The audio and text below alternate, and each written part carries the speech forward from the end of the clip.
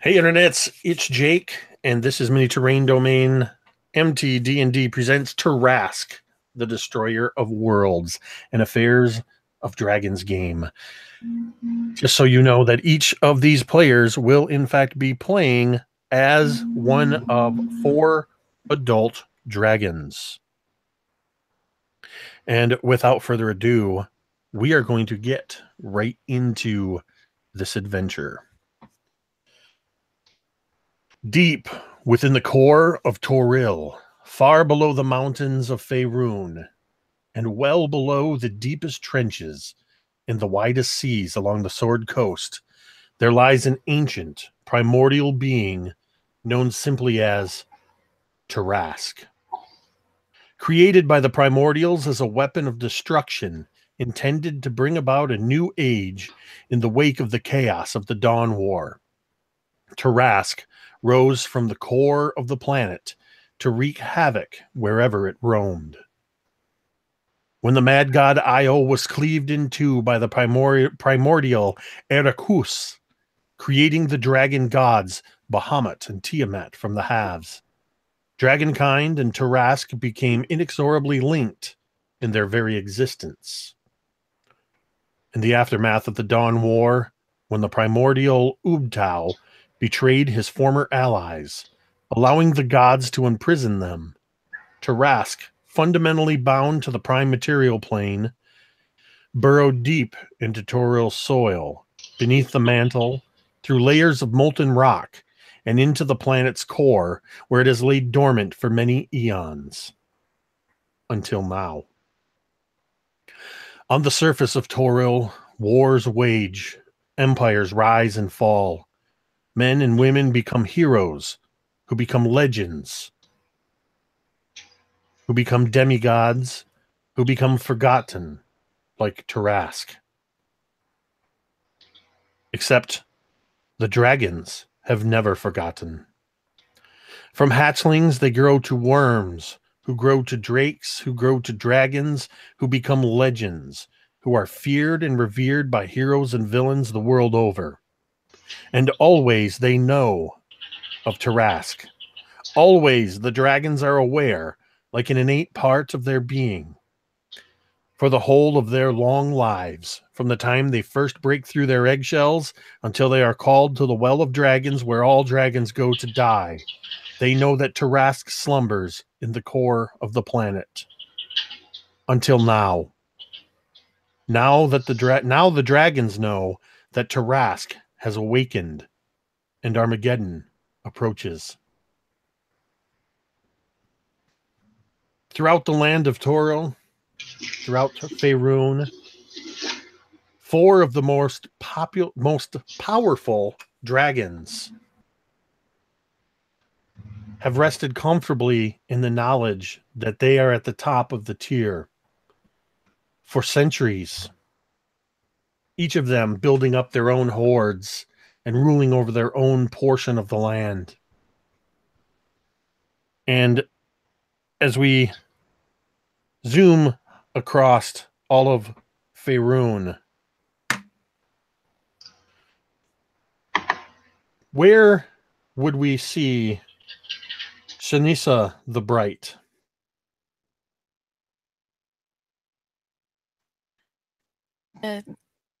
Between Cormanthor and Vasa lies the Moon Sea. It glitters at night, and you follow it to the sheer cliffs of the Galena Mountains. There, high above the sea, where the smell of salt hangs in the air, is where Shanisa the Bright lives. This silver dragon. I'm sorry, my toddler is talking to me. Hi. Go with Daddy. No, not right now. Shanisa the Bright obviously has a young hatchling. Yes, Shanisa the Bright has a young hatchling. From her perch on the cliffs, she watches over the sea and watches over the people there. Always waiting, always listening.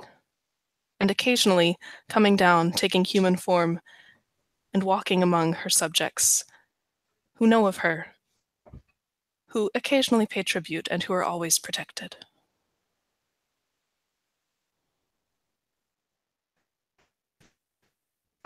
And from there, we find ourselves looking upon Alidra, the great brass dragon. Tell us about Alidra and her lair. Right off of the coast of the Sea of Swords in the Small Teeth Mountains of you're going to see a hollow at the base of the mountain, a giant cave leading into, it almost seems like one of the mountains has been hollowed out, and inside a brass dragon is sleeping and trying to read a book, kind of like half nodding off and half just trying to read. She's not really very good at it, but she really enjoys it, and she loves to hear stories. And she's known to go up and fly over the sea and to fly over the Whaledeath, am I correct pronouncing that correctly? And going through and finding travelers and talking their ear off or pinning them down until they'll tell her stories. It's kind of how she gets her entertainment, if you will.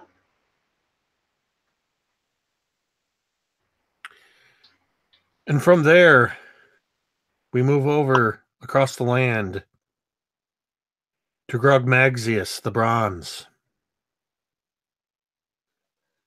It kind of, in my mind, the camera would fly overhead, viewing the coastline just below the Sword Mountains, where perched in his cliff lair with a great sword in his fingertips, kind of picking his teeth. And this great sword, massive to any humanoid, is, minuscule in his claws.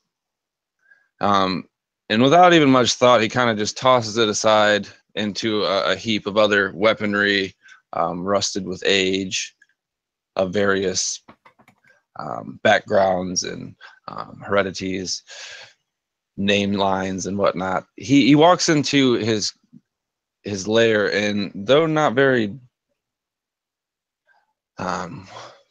it's not very, it's not stuffed, if you will. It's more kind of a pile of silver here, a pile of gold here. The main thing you see is this amulet, massive. It would be like the size of a gong or some sort of ceremonial device, and for him it would just fit regularly, and it's pretty much the most ornate thing in this entire room. And he's got a very somber look to him, as he kind of feels a shake in his mountains as he feels the floor of his lair, and kind of just stares at this medallion. And finally, the camera moves, and I imagine the scene even darkens a bit as we've moved from silver to brass to bronze. We find ourselves in the lair of Carnifex, the red dragon. Unlike his regal brethren of metallic color, Carnifex sits and wallows in this large, massive heap of trinkets, golds, jewels, gems, shadows creeping in on the edges of the camera, and there's a low bass sound of earth cracking and magma roaring and just sulfur in the air. Deep within the always around mountains, overlooking the kingdom of Termish, deep within in this grand hall, once home to dwarven kings, is the lair of Carnifex. As he lays on this sandbar of jewelry and wealth, you can see all around him the scorched remains of legions of soldiers, or at least what remains of them, daring adventurers, are in between just this carnage and just this remnants of carnage around him. He likes he's resigned himself to slumbering, but just this greed just overwhelms him in this large cavernous catacombs of a lair. And throughout the land where each of you resides in or around your lair, surveying that which you have dominion over, you all sense a tremor in the ground below you. And at the same time, you sense deep within your very core, like a sixth sense, something agitating, a primordial sense that you've always known to be there is just now starting to make its presence aware. And I'd like each of you to roll a insight, as this feeling kind of comes from within your gut, within your soul.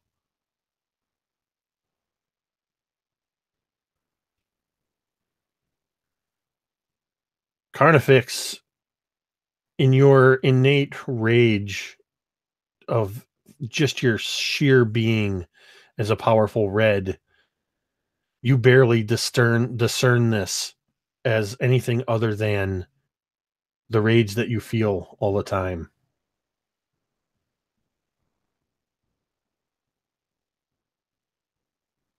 The rest of you seeming to rise to the surface is a word that you have never heard spoken. You have never spoken it, but it comes to you as natural as breathing. It comes to the forefront of your mind in a whisper. Tarrasque. And with it comes the foreboding of apocalypse.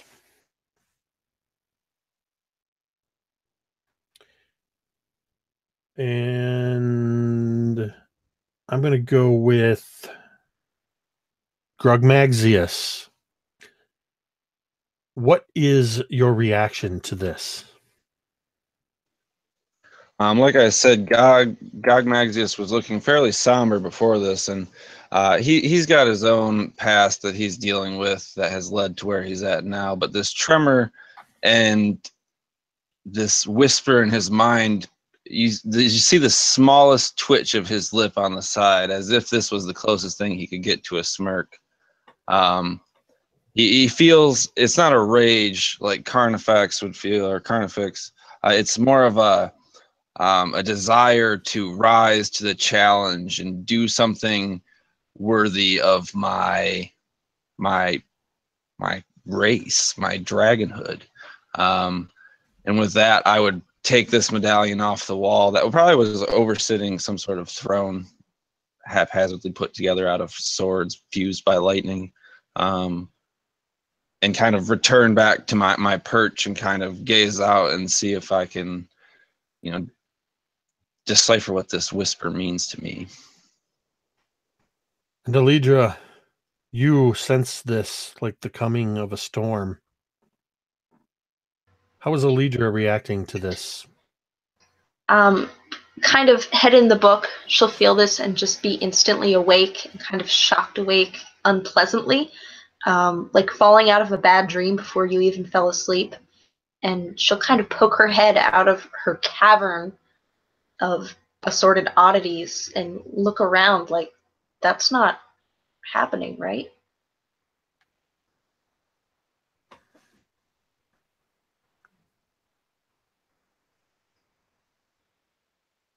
And as you do that, you sense that word rise unspoken into your consciousness. Tarrasque. Her ears would kind of go back and as close to a cringe as you've ever seen a dragon cringe. She'll kind of pace around and circle around and get ready. Something is brewing and there's some energy going on inside of her that's unpleasant, like, I gotta go do this. I don't want to go do this. And Shanisa, you sense this very clearly and very, very strongly. You sense it coming not only from deep within yourself, but from deep within the very earth.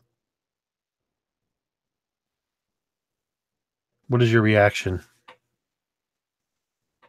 She turns the word and the feeling over in her mind, knowing what it is without ever having heard it. The sense of foreboding, the sense of danger, of doom. She thinks of the people that she protects. Their small lives so easily crushed by this force, whatever it is that's awakening, this Tarrasque. And she wonders who she might seek counsel from.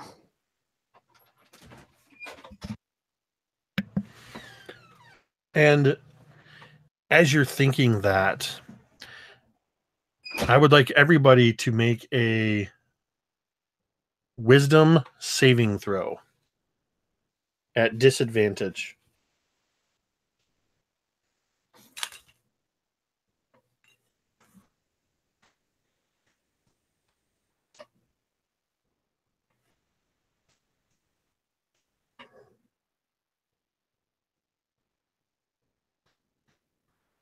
All of you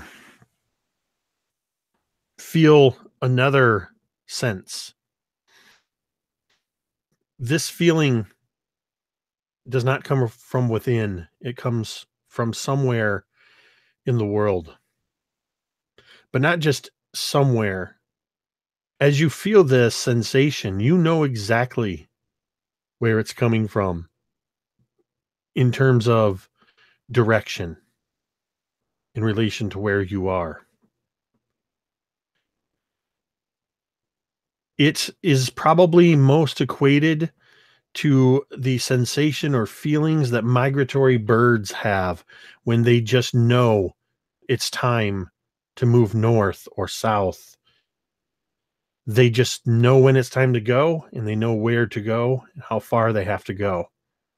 That's what you feel. And you don't just feel it as a sense, you feel it pulling at you magnetically. And none of you can resist. Carnifex,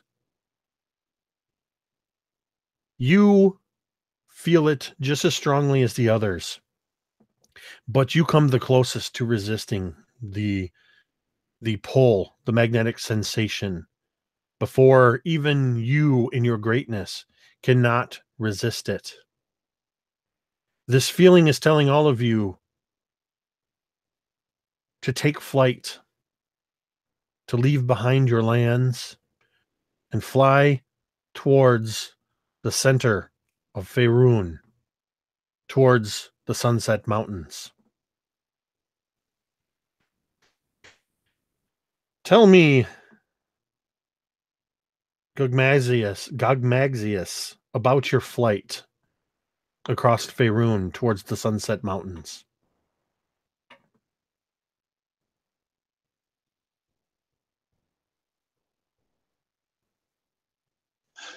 So Gog's taking the medallion off the wall.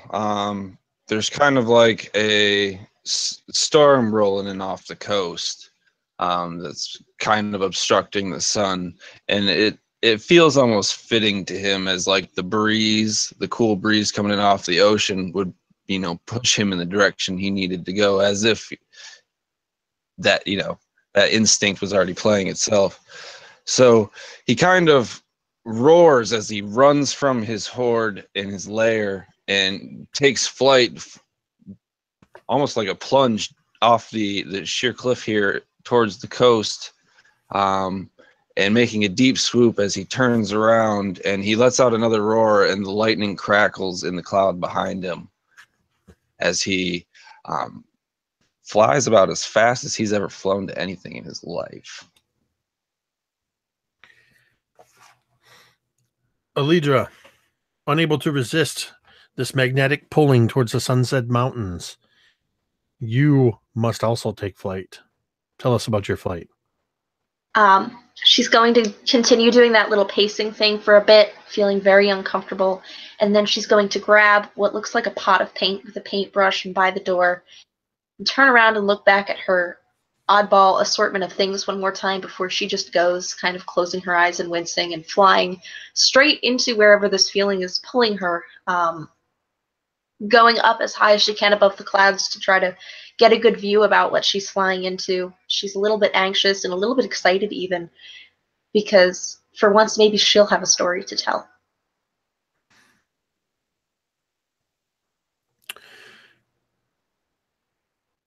And Shenissa, the Bright, you know you must leave behind your lair, and you must leave behind your people. Tell us about your succumbing to this innate feeling. Shenissa paces restlessly. She's almost unwilling to go, but feels the call deep within her. So she leaves at night, swooping down, wings skimming the tops of the water. Silent, graceful, deadly to any who cross her. And yet somehow afraid of what doom is coming.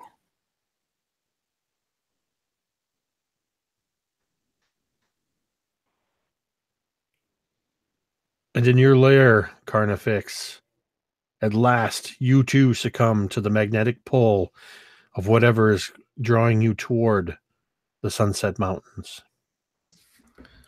Like an itch that can't be scratched, Carnifex is just enraged.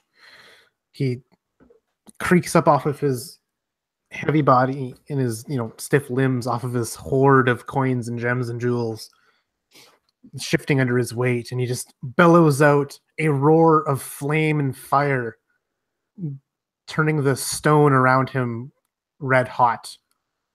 It echoes off of the cavernous walls, and he lashes out in all ways with his claws and tail. And as he leaves, with this pile of wealth behind him, he stops but for a moment before lashing with his tail and with his fiery breath to weaken the pillars that support this giant cavern and cathedral hall, essentially, bringing down the whole cave and collapsing it upon his hoard. For if he has to leave it, no one else may have it. And as he takes off, flying upwards above this kind of a hollow of a volcano next to his lair, he flies out, reaching the skies and the clouds.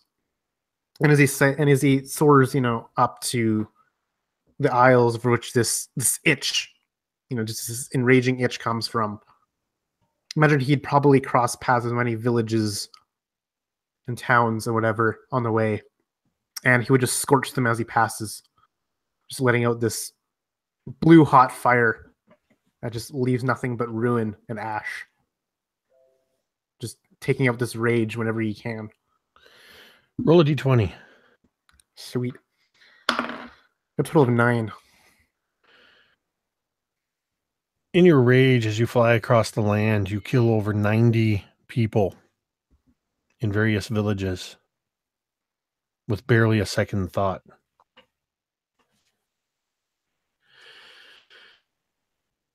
Each of you flies from your various lairs, heeding this innate call, drawing you towards the Sunset Mountains. You fly long and you fly hard. And from the various points of Faerun, you find yourself zeroing in on the Sunset Mountains, which are two small crests, mountain ranges, the northern Sunset Mountains and the southern Sunset Mountains. And it's in the northern Sunset Mountains that you are drawn, towards which you are drawn. And even from a distance of dozens of miles, your dragon eyes can see a black cloud swirling above the mountains, like a cyclone almost, swirling and undulating high into the sky for miles. And as you draw closer, you realize that this black cloud is made up of hundreds, if not thousands, of young dragons, young wormlings and wyverns, dragonkin of all shapes and sizes. Mostly it's made up of not exactly full dragons like wyverns, but there are numbers, scores and scores of very young dragons that are swirling like a massive flock in a way that dragons do not do, high above the caldera of a once great volcano.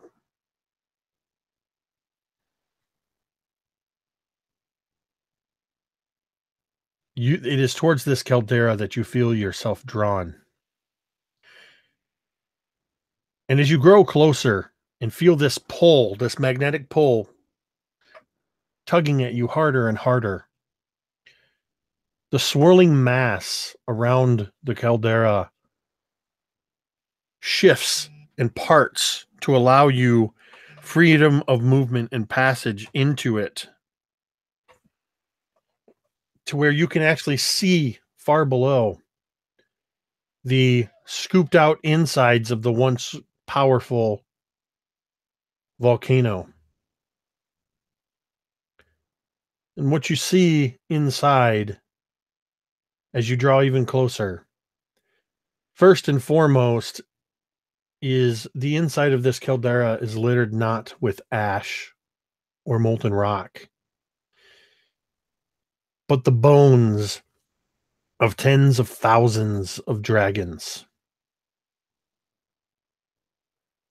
sloping up the sides and covering the floors in a caldera that stretches for miles. But in the center,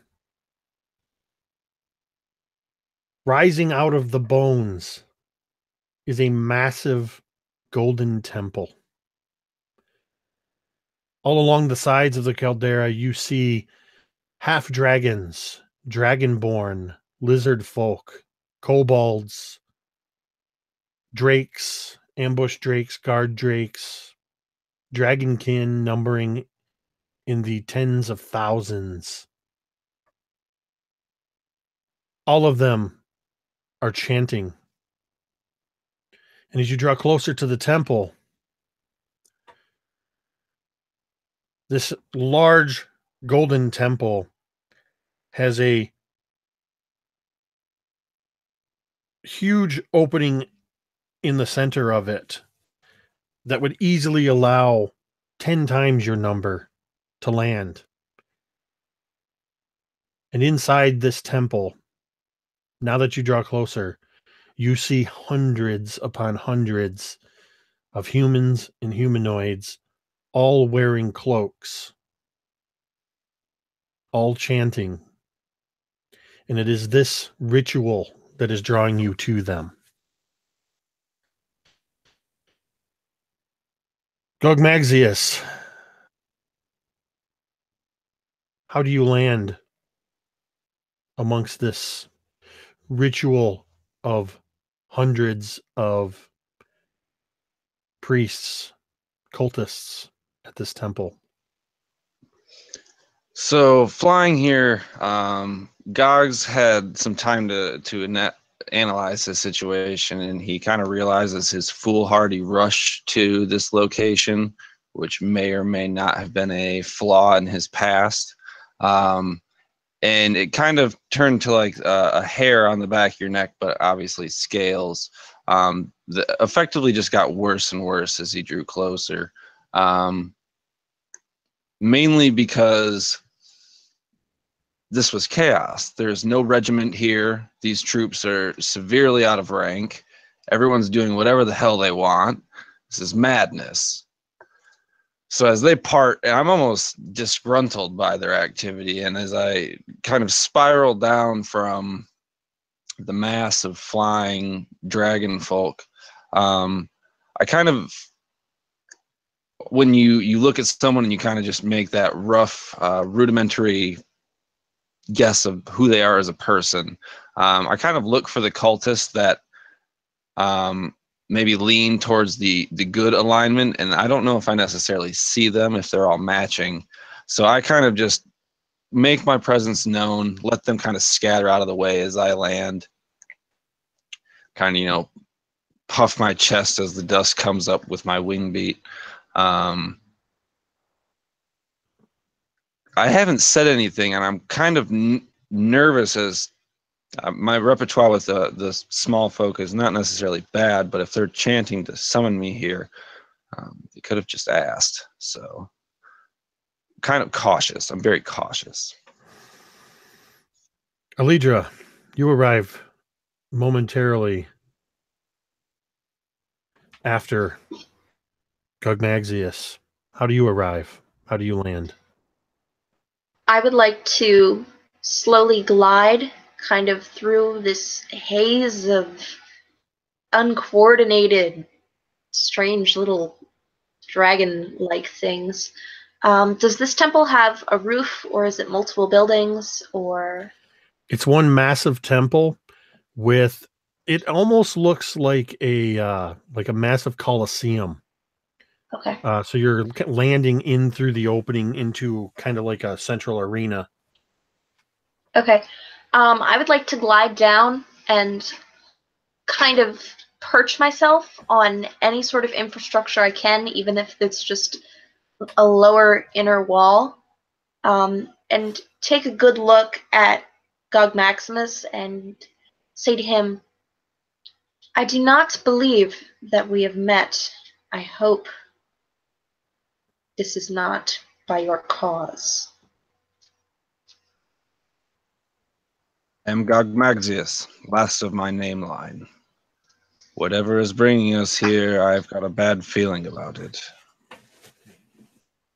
Elidra, same.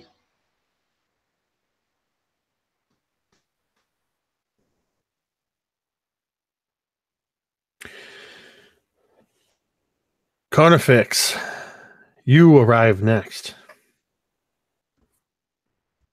Carnifex sees this obstacle of flying creatures, and he just bellows and roars, trying to get them out of his way. Just, they're annoying him. Their presence just irritates him, and he just lets out these bouts of flame, maybe as a warning sign, maybe as an actual, intent to harm. But he wants none of this, this annoyance, and he's just very much displeased by all this, and just roaring and bellowing and flame breath just circling down. And I imagine he would announce himself as he approaches this kind of gathering of dragons. I am Carnifex, the terror on the night. Why am I here?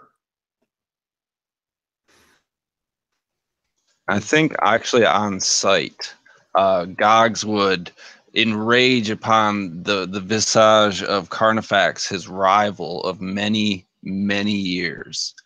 And not to like instigate a combat situation, but I feel like we would almost like meet and kind of tumble in the air until we kind of break it off, feeling the, okay, I'm not here to fight you.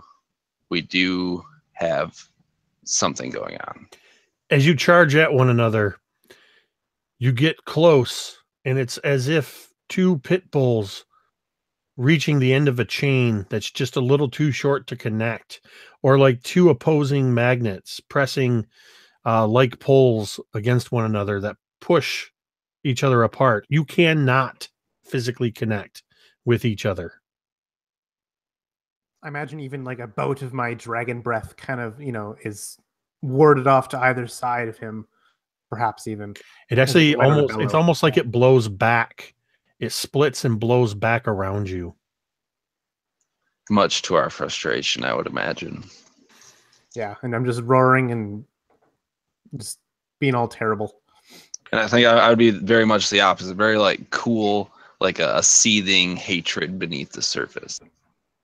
I imagine we're like circling, each other kind of in a circular flight path, just constantly. Kind of like two cats that are pissed off at each other. I have never met either of these gentlemen before, so I'm just going to give them a kind of high-chinned look down. What exactly do you two think you are doing in this temple? Should you bicker? Like fighting fish? Even the trees run deeper than the temples, and these roots of hatred run deep. Shennis of the Bright, you come in just as Carnifex and Gogmaxius are roaring and blowing gouts of flame at one another. And as you draw closer to the temple, you see them circling, and you see Alidra sort of chastising them. How do you arrive?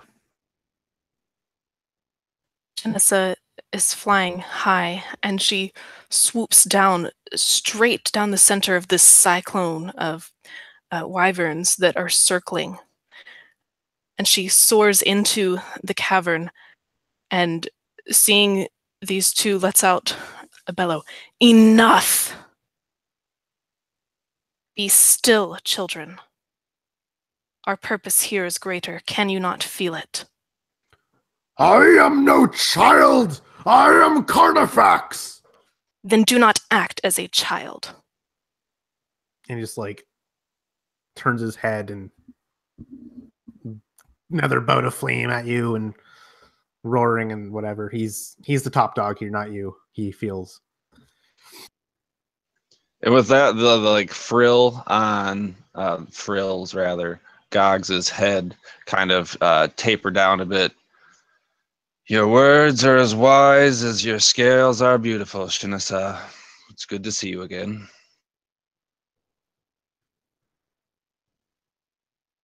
I'd like to give a very small bow, not a full-on bow, more like a half curtsy, and look up and say, I'm relieved to see you, big sister.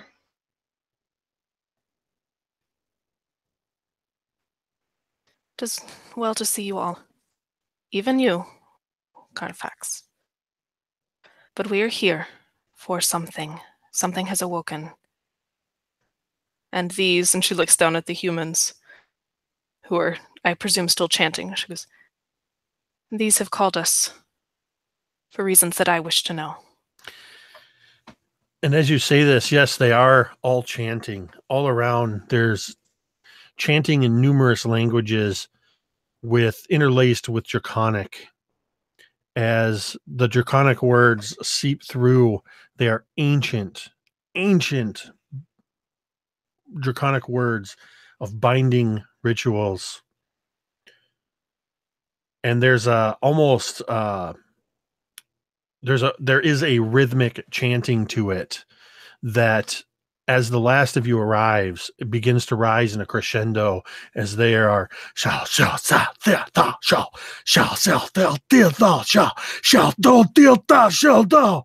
and then all around the caldera, all of the dragon kin, all of the dragon priests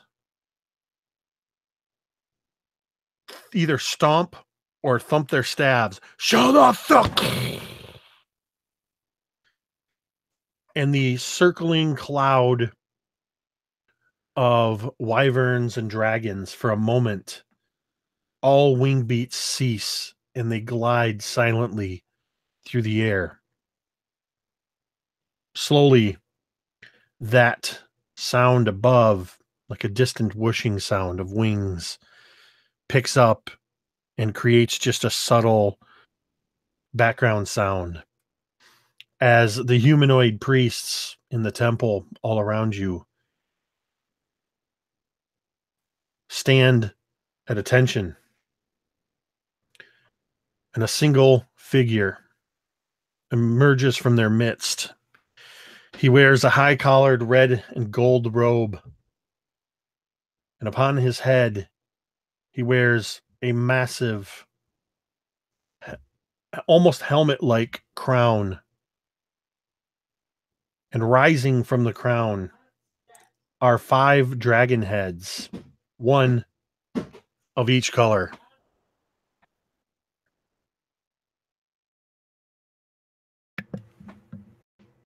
Sorry, there's some unrest in the background.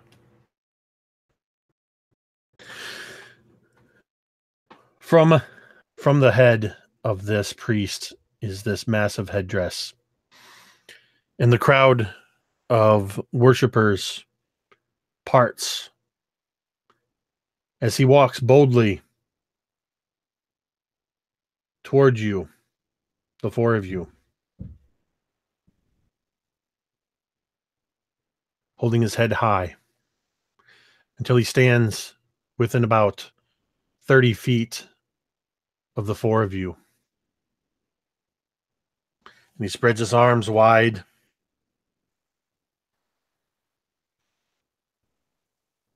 Great and powerful dragons, I am Severin Magus, High Priest of the Black Talon of Tiamat, and ruler of the Temple of Tiamat. We thank you for heeding our call. And he bows deeply before you.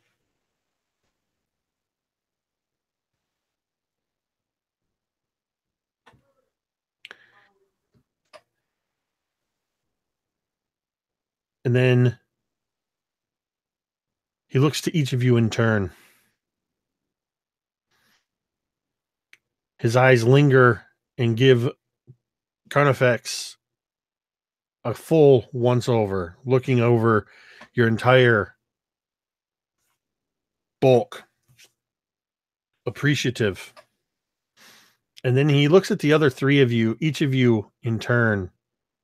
For a fraction of the time, he looked at Carnifex and almost seems to have this look of disdain as he looks at you, holding his chin up and perhaps trying to turn his nose up, though you tower above him. I am rather surprised that only one chromatic dragon has answered our call. But nonetheless, we are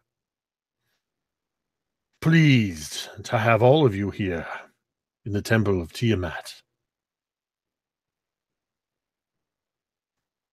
Only one was called because only one is needed. Kind of in a snarl, or the rest are cowardly. We're too stupid to heed the call. Silence! And kind of turning his head to Severin, you would do better to put your nose down. You might break your neck trying to look up at us.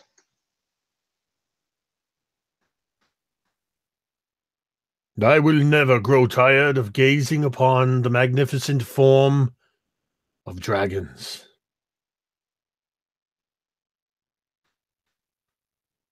But enough with the pleasantries. We have been performing this ritual for days in an attempt to summon any and all of the most powerful dragons here to the temple, here to the Well of Dragons. I know you have felt it. Have you not? That deep sense of foreboding from within the very core of our world. You speak of that which has awoken. The destroyer. And he looks at you. And then his eyes kind of widen a bit. You know its name.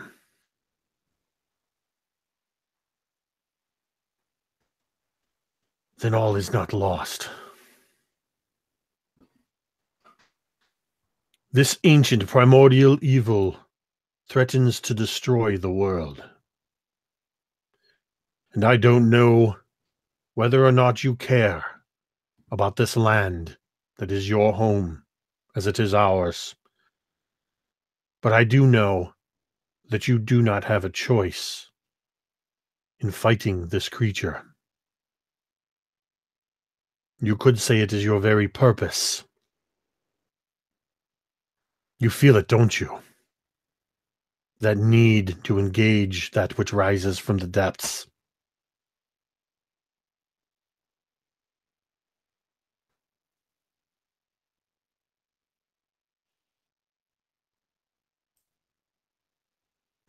My fury grows by the day.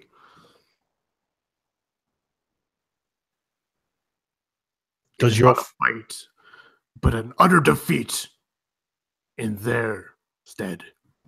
For Carnifex has not had a single victor against him.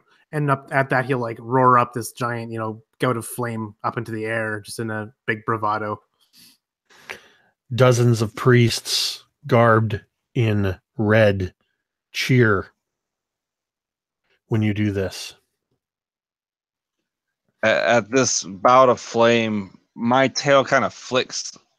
I keep picturing my dragon like a cat, so that's just kind of how this is now. So I kind of irritatedly flick my tail because probably on like the underside of my body there is some scales that don't like perfectly mesh together, kind of displaced by scar tissue, and somber as shit again. I'm not ready to work with Carnifex. Do you say that, or is this just what you're feeling? Internal. Okay. I would just imagine like I said, cat that doesn't want to be touched.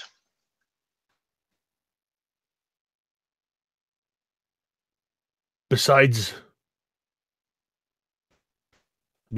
our purpose of worshiping the dragons, the cult, the Black Talon of Tiamat, has worked for centuries, for eons, as guardians of the Well of Dragons and keepers of the secret of the Temple of Tiamat. And we have only just recently raised the temple from the very bones and ashes of all of the dead of dragonkind. And we have been summoning Tiamat, but she does not hear our call. But the four of you did. The four of you have heard our call.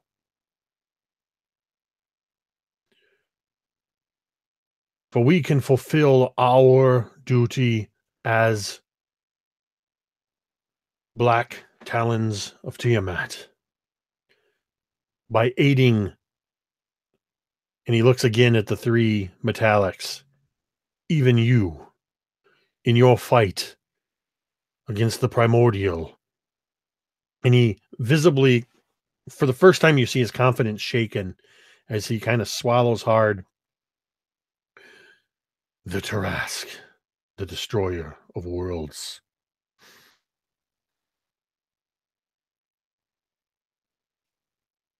How would you mean to fight the Tarrasque? What is your intention? I will look respectfully at Shanissa and kind of give her the a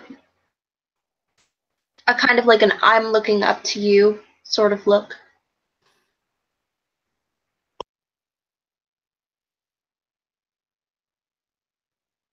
Shanissa just gives you a nod. We will do what we have always done, and that is to fight. To hit him hard and to hit him with everything we've got. This one speaks the truth. It will not survive my dragon fire, my fury of tooth and claw, for none have.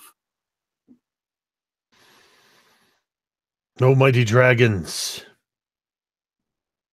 We do not doubt your power and your ability to rend and destroy where necessary.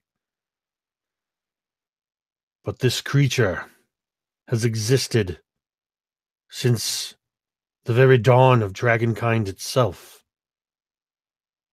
It is, in fact, what binds you to it. It is going to take more than tooth and talon to destroy this primordial beast. And if you will forgive me for being so bold, I think we can help.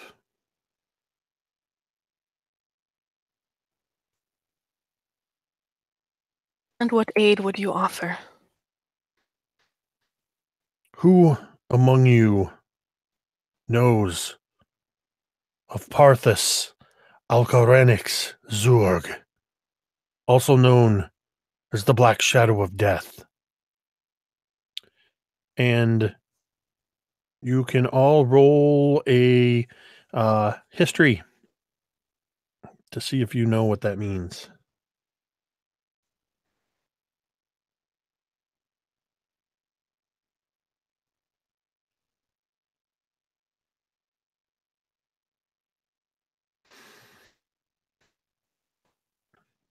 Carnifax, you know immediately who Parthas Alcarenix Zurg is. Alidra and Shenissa, you have only heard the name. And Gogmaxius, you have never heard this name spoken before. Carnifex, you know beyond a shadow of a doubt that the Black Shadow of Death refers to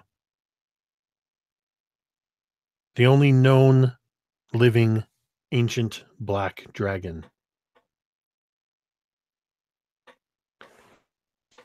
Known to reside somewhere along the Sword Coast, possibly in the Mirror of Dead Men.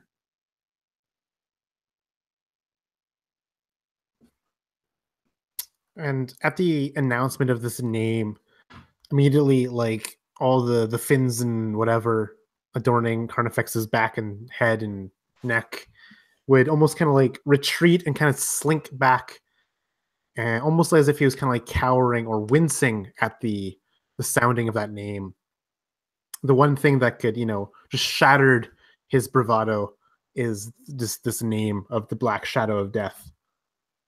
As he kind of like immediately, slinks back a bit at the announcement of that name.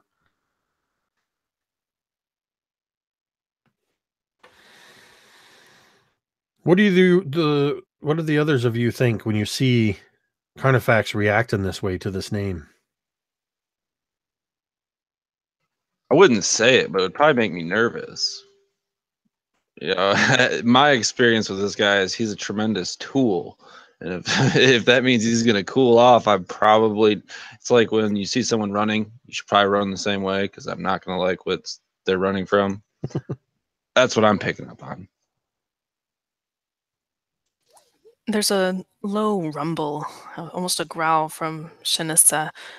The name she knows, and she has a feel about it. And then as she watches the reaction of the red dragon, she just,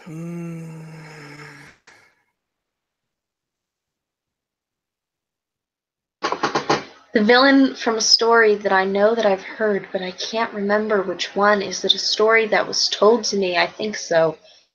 By my... no, not through a book, definitely. It's a legend and it's a boogeyman story, but what was it? Parthus Elkarenix Zorg, the Shadow of the Black Death, the ancient black dragon who resides in the shadow in the Mirror of Dead Men, deep below the swamps. He has an artifact that may aid you in your fight against Tarrasque. In the same way that Tarrasque is bound innately to you as dragons, Tarrasque is bound to the prime material plane. It is said that even if the mightiest dragon were to defeat Tarrasque, it would simply meld and slide back into the core of the world until it was time to rise again. But Parthus, Alkarenic Zorg, has an artifact that could remove him from this plane of existence. It is called the Subtle Globe.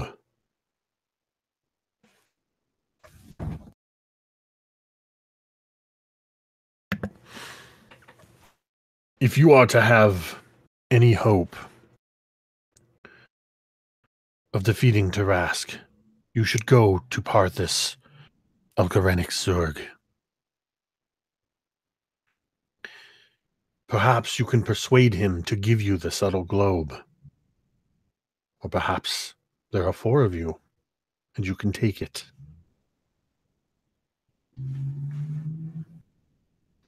Tarrasque rises even now as we speak. I know you can feel it as he grows ever closer to the surface. That feeling will grow stronger, and we haven't much time. You should either prepare yourselves for victory or defeat, or go see the Black Shadow of Death. We don't know where Tarrasque will rise, but it is said that all will know of his coming.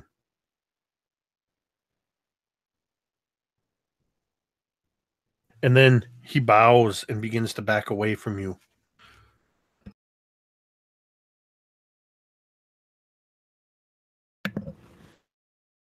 What are you going to do?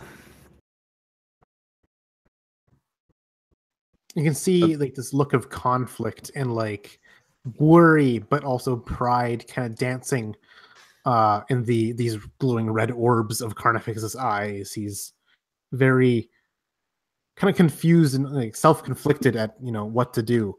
He has a great fear and respect for Parthus Eltharenix Zerg, the Black Shadow of Death, as they had once quarreled a long time ago when Carnifex was much smaller and weaker.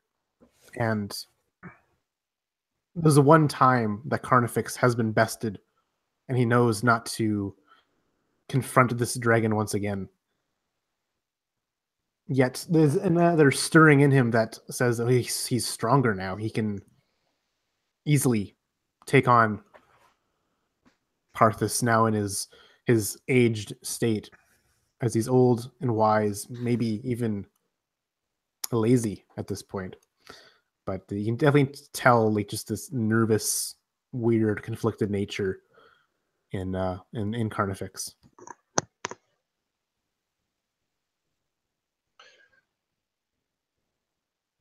And with that, Gogs kind of turns to go back to, stalking around Carnifex.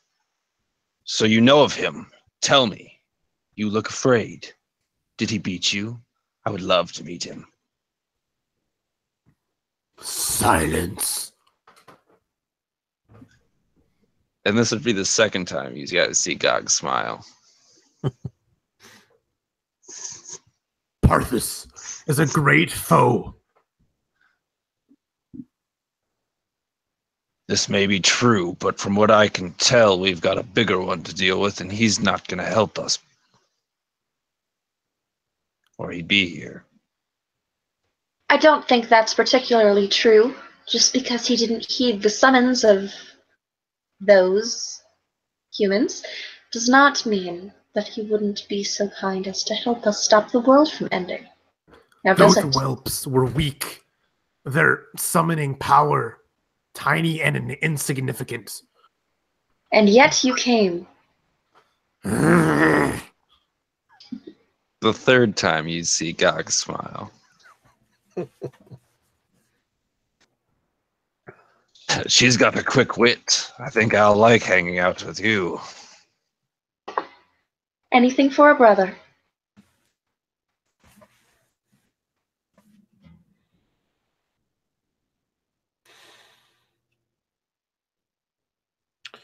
So, if you wish to seek the aid of the Black Shadow of Death, you know that you must fly to the Sword Coast between Neverwinter and oh my gosh, I can't believe Waterdeep. Oh my gosh, that name completely slipped my mind.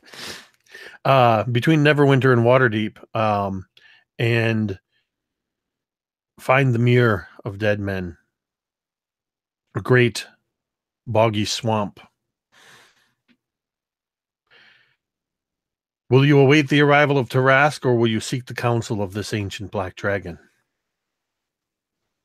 I know where his lair is. I can guide you to it. But be wary. I think we've heard enough of you, Carnifex. Now- Janessa, you've been awfully quiet. Now he's saying he's useful for something. Very well, but I would like to hear what she has to say and kind of point in the direction of our quiet friend here. Shanissa's claws are tapping. She's thinking. And she looks over at Carnifax. You will take us, I presume, to the lair, since you know where it is.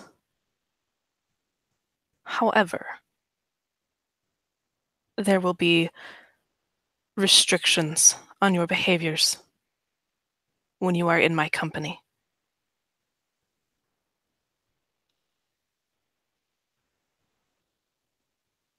I am not a child. You silver creature of ugliness.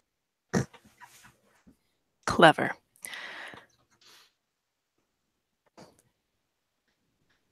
But your restrictions when you are in my company, you will abide by my codes, my morals. You will leave the humans and the small folk unharmed. There will be no rampaging. There will be no murder. There will be no burning down of towns or whatever it is you chromatics do for fun.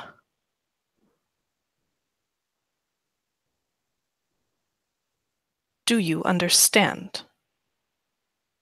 Or will you be relegated to the sidelines? And what is your place telling me this? She stretches up to her full height and fans her wings out. My place is the top of the order. You can just hear this like low rumbling of a chuckle.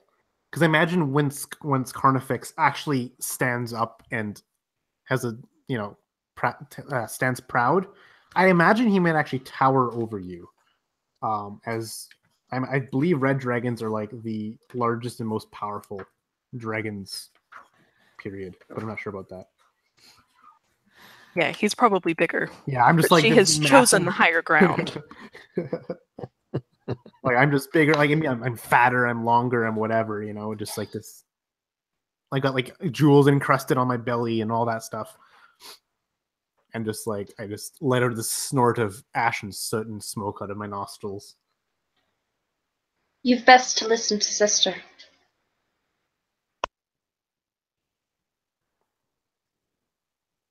I don't see why I need to. Without me, you have no purpose. You think we cannot find it without you? I assume that your dull minds are holding you back. My, if only one of us lived right by the Sword Coast. Oh, wait.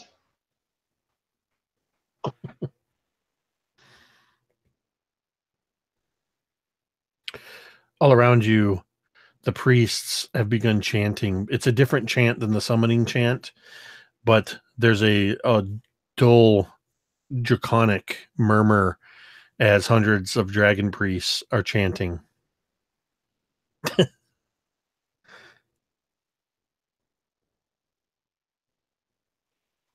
You may follow whatever code you wish. But I am my own dragon, and I do as I will. If you can accept that, then you can fly with me.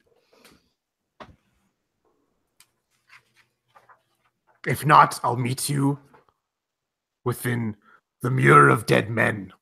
And Carnifex begins to begin to kind of like take off. Like I imagine like how planes do on a runway. Like they gotta warm up a bit, and kind of get going. He kind of like starts walking and shambling, and then kind of a low run, and then finally kind of with big flaps of his wings starts to take off.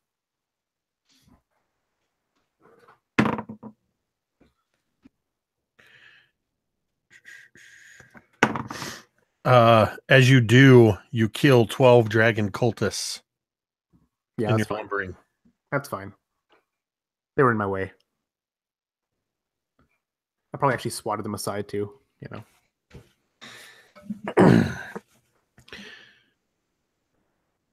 As Carnifax takes to the air, do the rest of you follow? Well, following Carnifex is just unacceptable. So I'm gonna, walk around, maybe look around a bit, and take off on my own terms, because I'm definitely not following him. Staying just long enough so that you're going in that direction, but not looking like you're following him.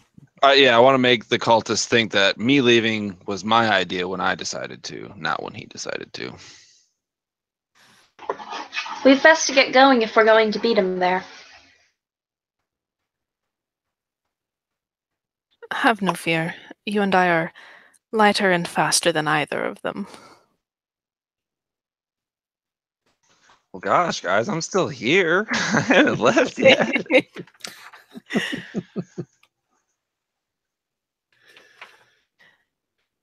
With that, shall we go?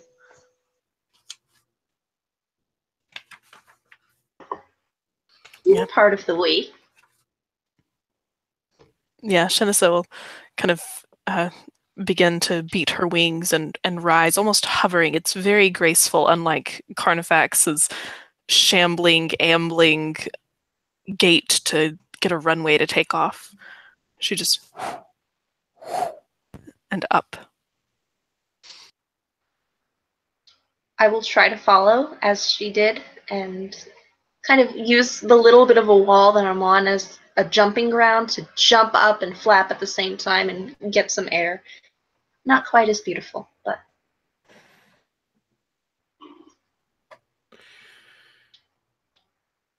As dragons,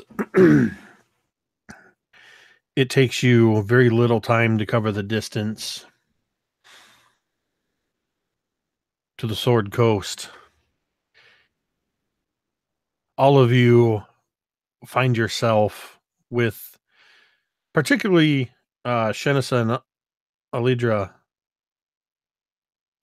finding the right thermals and catching the right drafts to easily overtake Carnifex, who I imagine kind of even flies angrily. Yeah, he'd also make like little pit stops along the way. Sees like a little, hamlet or something, and just, burns the place down out of enjoyment and fury at the same time.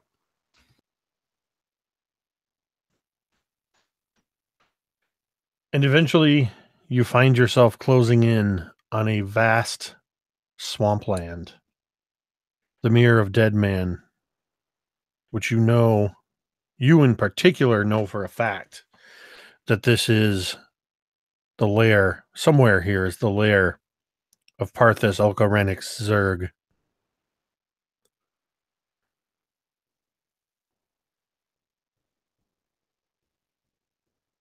Do you circle around investigating the area? Do you land? What do you guys do? And I'm going to say, Shenisa, you're kind of in the lead, so having moved to the forefront, you would be the first one to arrive. Everybody's fairly close. It's not like you arrive like a couple hours ahead, but you're the first one. What's your approach? Shenisa will circle for now, and she's looking for particular areas that might be burned or trampled or have a particular stench of death and give evidence of a dragon's lair. Go ahead and roll an investigation.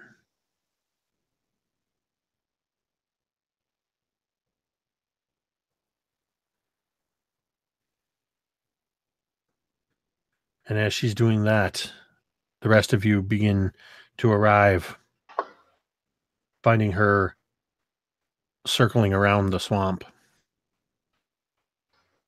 I'd like to just sort of glide down and around as if I'm following her a little bit, towards the center. And if and when I see a tree that looks like it would support my weight, I would like to delicately try to land on it. All right. Yeah, give me an investigation check. Not great. 8. You see a fairly large-looking tree near the center of the swamp that looks as though it might support your weight.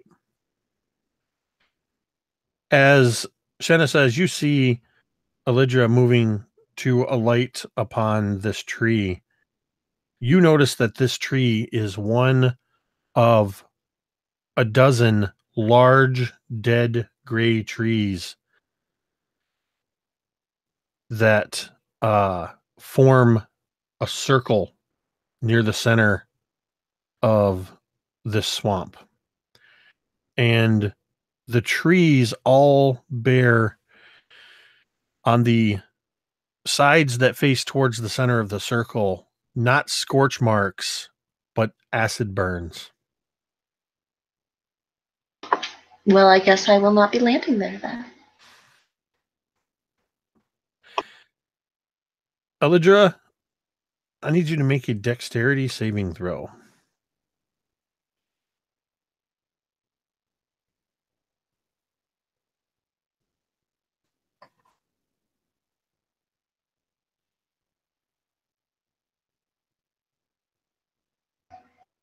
You can count that as a fail at a 9.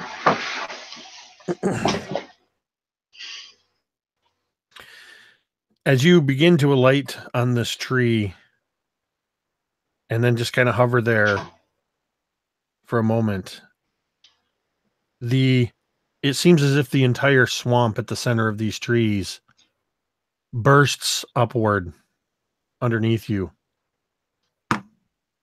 And something collides into you, and you take 18 points of bludgeoning damage as you get slammed into by a massive form. And the rest of you see the swamp explode upward. Bog, mud, acrid water.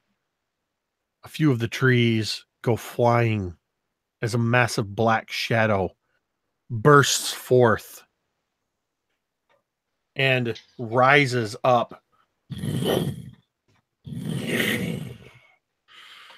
And with gigantic horns curling around, flanking each side of its face.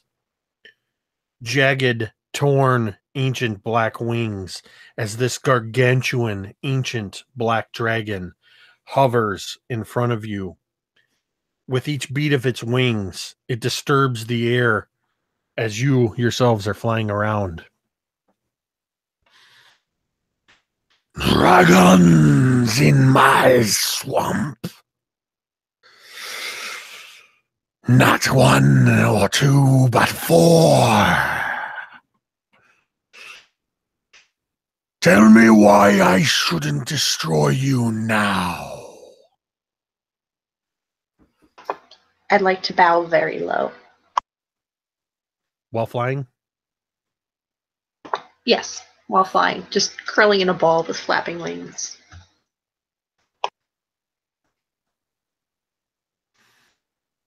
At least one of you has enough sense to show reverence to the black shadow of death. What of you, Silver? Janessa inclines her head. She goes, your reputation precedes you. It is true. Janessa the Bright. Don't pretend that you know me.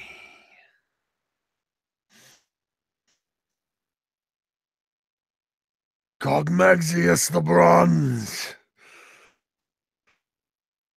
A third metallic dares enter my realm.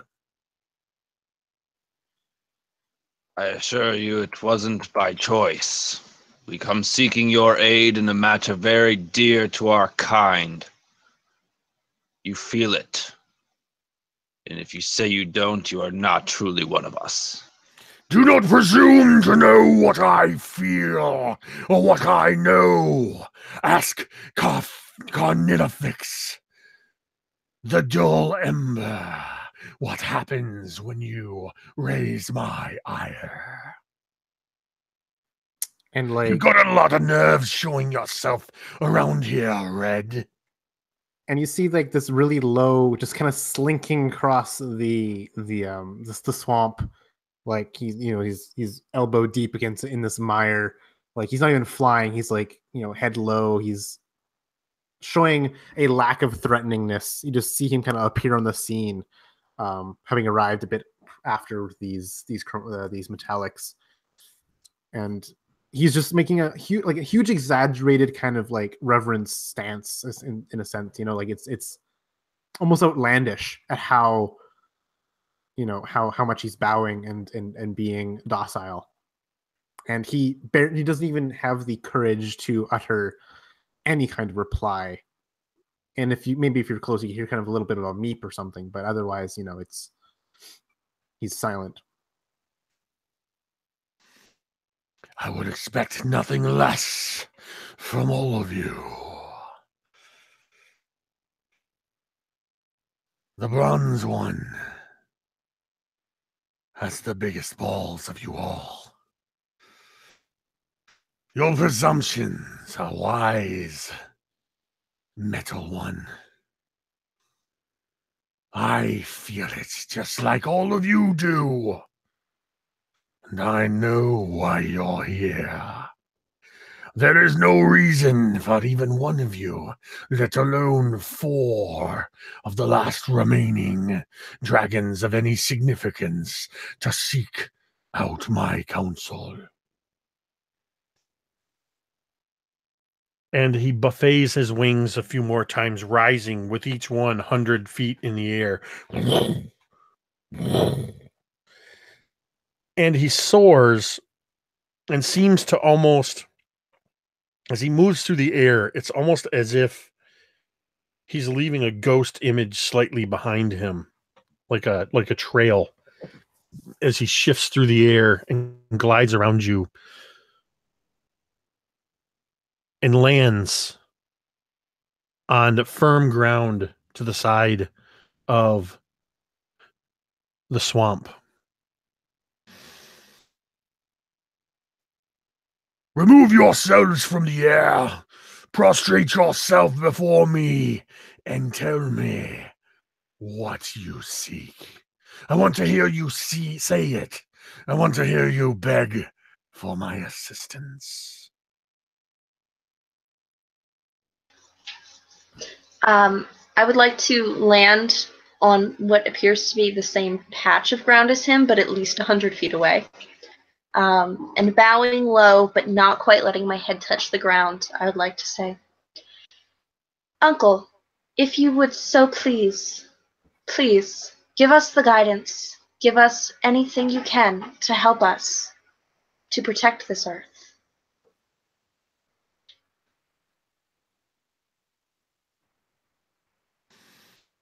He looks around at the other three expectantly.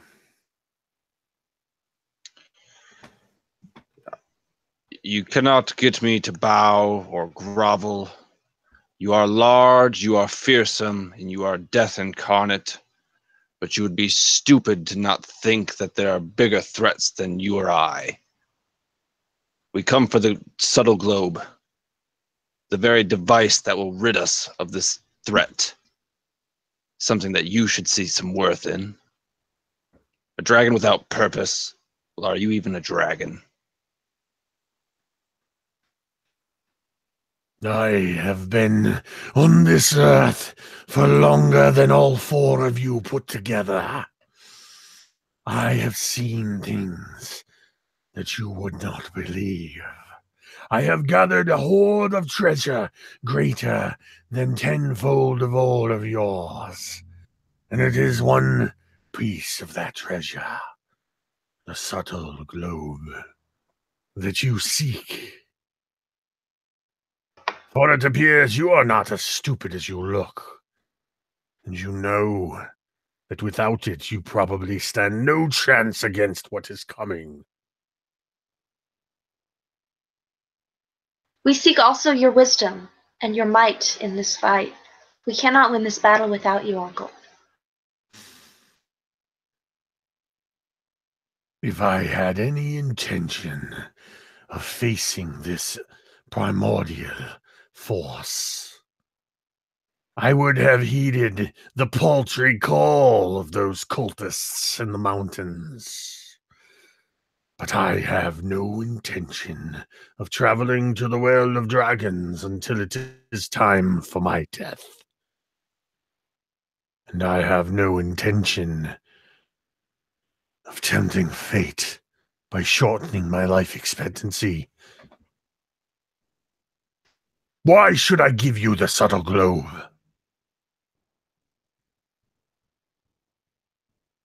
Do you even know what it is?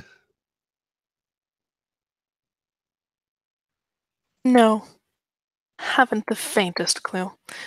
But those cultists you ignored, they seem to be rather enamored both with you and with the idea of this subtle globe.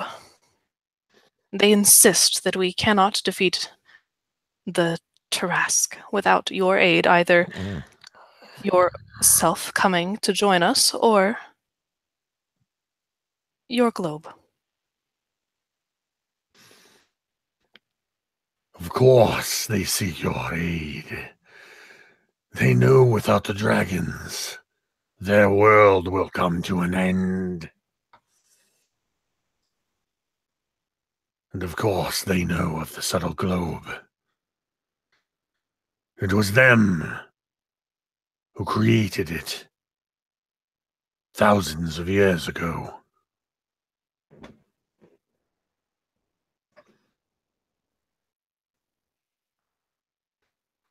But I never thought we would actually see a need for it.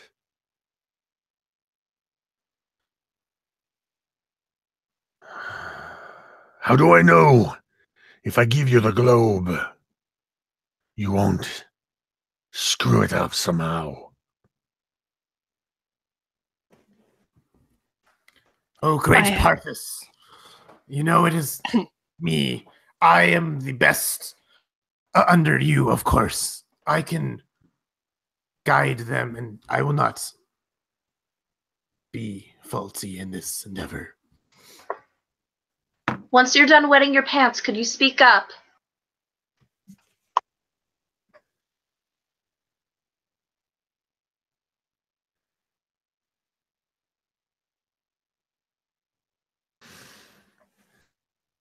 So like I'm trying to play to this old dragon's like ego and like, you know, and the fact that like we are both chromatics, kind of like showing off, well, we're chromatics, we can do it better than they can, kind of thing.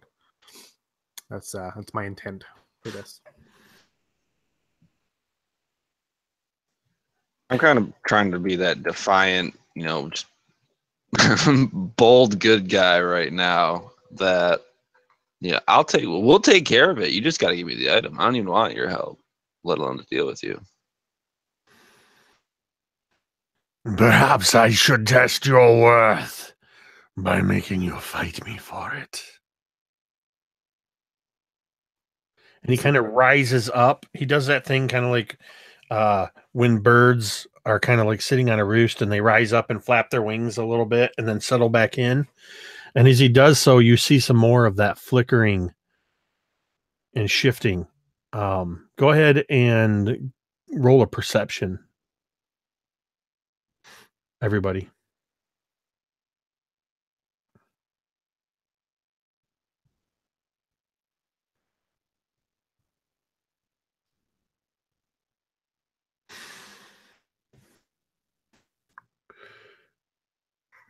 Rolling perception as Parthus kind of flared his wings and rose up, threatening to fight you all or make you fight him. Alidra, you don't notice anything in particular out of the ordinary, but everybody else, as he does this, and you see this kind of weird flickering in his movement, you all realize that Parthus Elkorenic Zerg, the black shadow of death, has become more shadow than black. Whatever has happened over these centuries, he is no longer an ancient black dragon. He is an ancient shadow dragon that stands before you.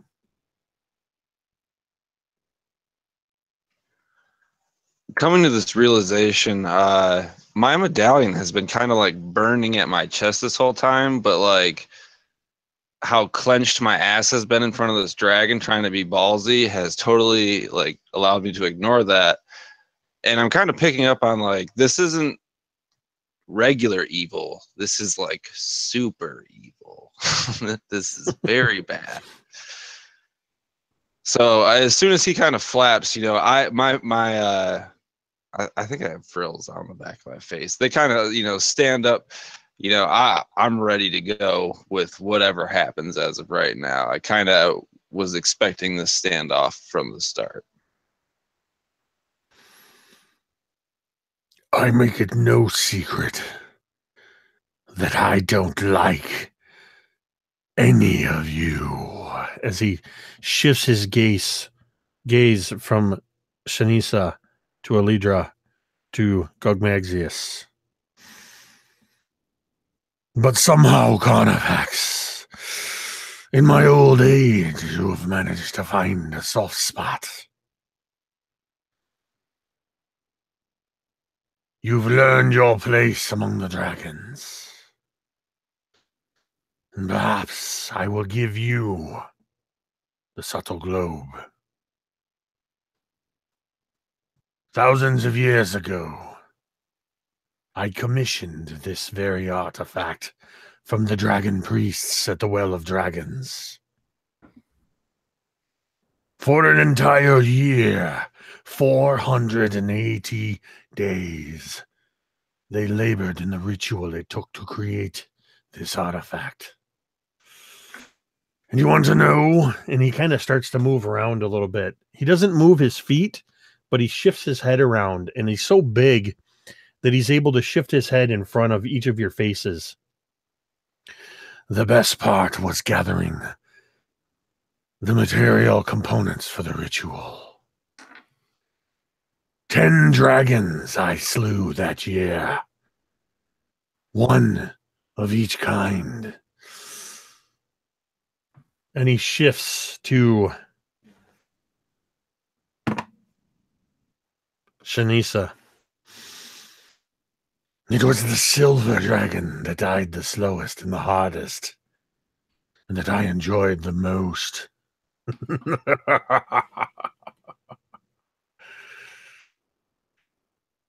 But what is done is done. Do you have anything to say to this? Any of you? But particularly Shanisa? Shanisa's tail, I mean, much like Gog's was earlier, is kind of flipping back and forth. The rest of her still is a statue, but only that betrays her inner turmoil and urge to just attack this evil creature. I can see it in your eyes. You want to rip me apart. For an injustice you only just now learned about. You metallics all call yourselves good. You all toil under the watchful gaze of Bahamut. But you're all dragons at heart. You're all encompassing desire to rip and rend tears at you. And he raises his wings like shadowy cloaks. Have at me if you dare, or continue to cower and know your place.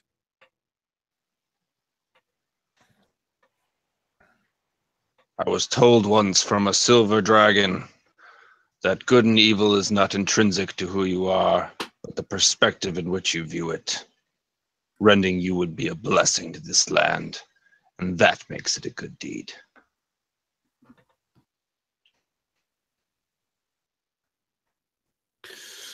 Carnifax, I don't like the company you keep. I'm beginning to second guess my decision. I came here by myself, O great black shadow of death. These maggots, followed me here.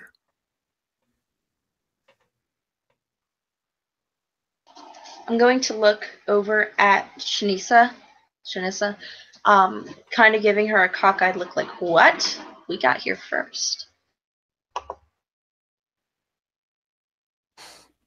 Shanisa, I mean, if dragons could roll their eyes, which they might be able to, just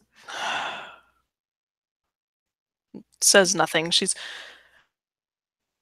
focused on the greater good, and that is all of us surviving and coming away with the subtle globe. She won't let this dragon bait her.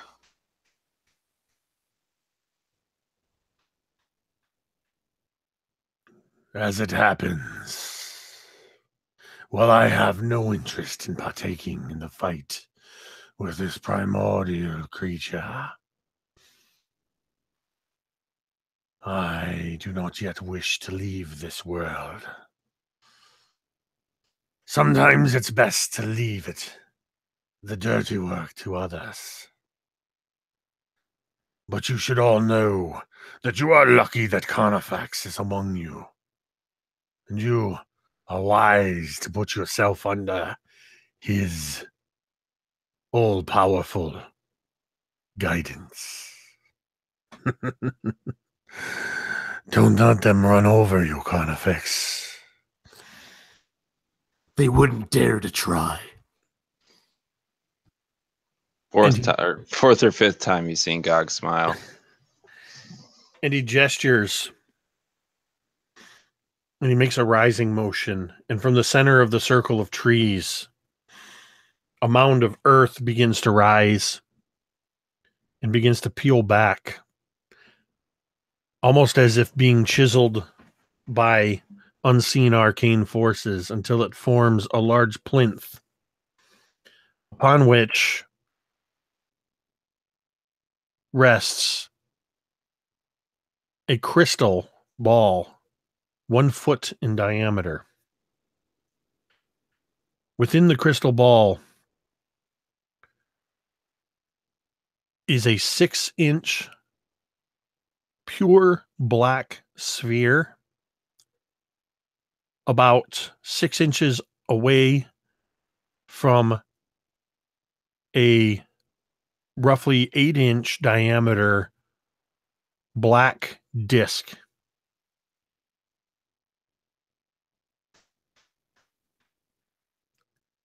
As it rises up,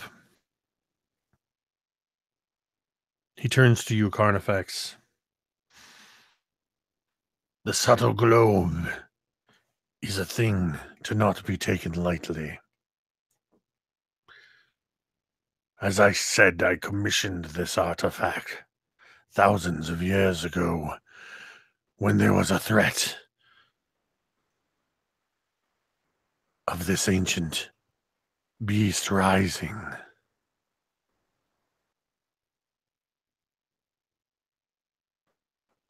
You will not regret this.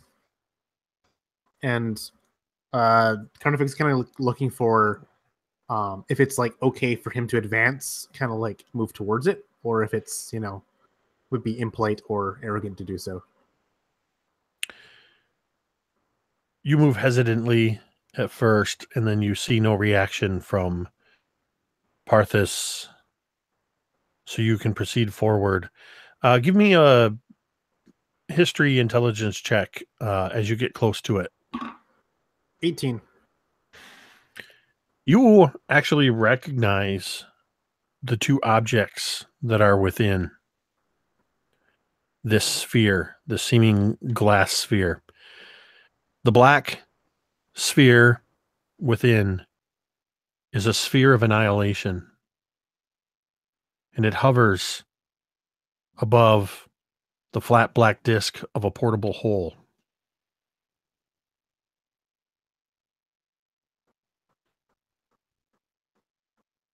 And so like Carnifex kind of realizes the gravity of this artifact, would like very gingerly pick it up, kind of like in between his little claw talons. I say little, but they're, you know, massive.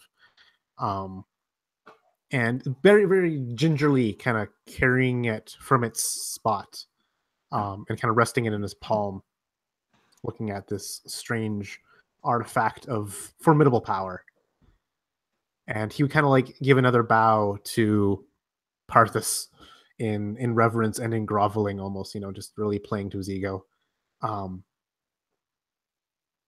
kind of slink back to where he once was. Aren't you forgetting something? And he kind of like looks around at, you know, the other 3 dragons. Thank you, great uncle. He just snorts at you. Perhaps you're not as wise as I thought. Don't you want to know how to use it? Janissa, who had been waiting for Carnifex to ask, just there's a dragon equivalent of the face palm, like a wing over the eyes.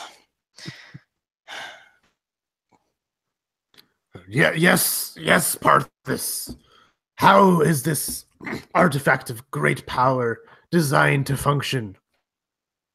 For I would love to know. He looks at you, Carnifex, and then he looks at Shanissa.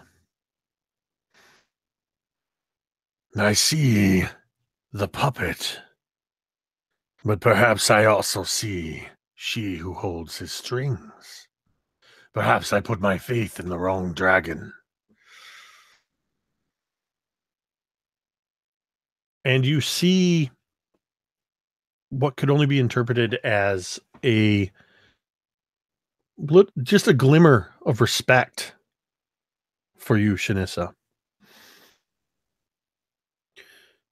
The artifact, the subtle globe, is a sphere of annihilation held in stasis above a portable hole an extra-dimensional space. Do you have any idea what happens when the two of those things join together? He pauses for effect, and then he puts his claws together, and he just goes...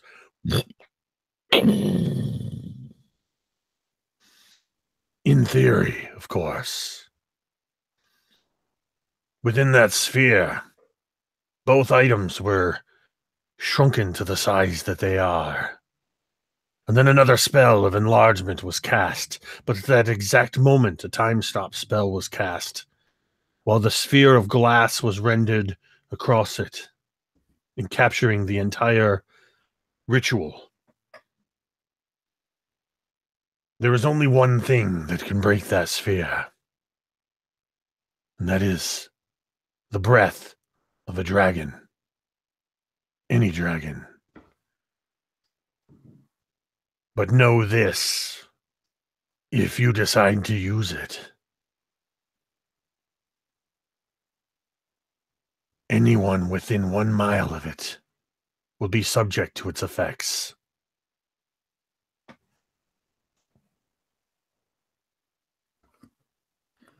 Oh, thank you for your wisdom, Parthas.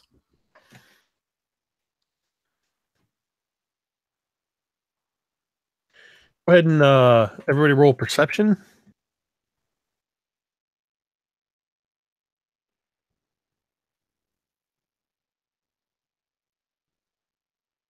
You gotta love those dragon modifiers.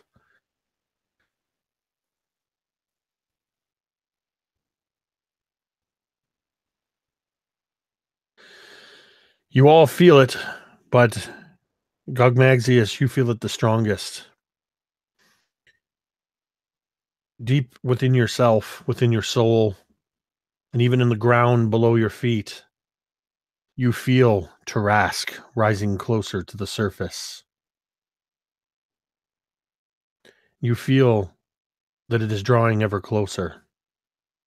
And surprisingly, you all feel that you are being called back in the direction of the Well of Dragons, back in the direction of the Sunset Mountains.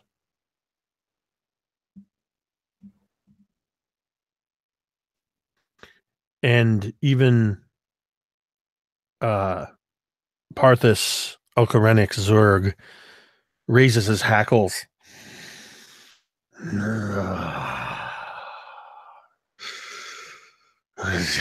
It comes.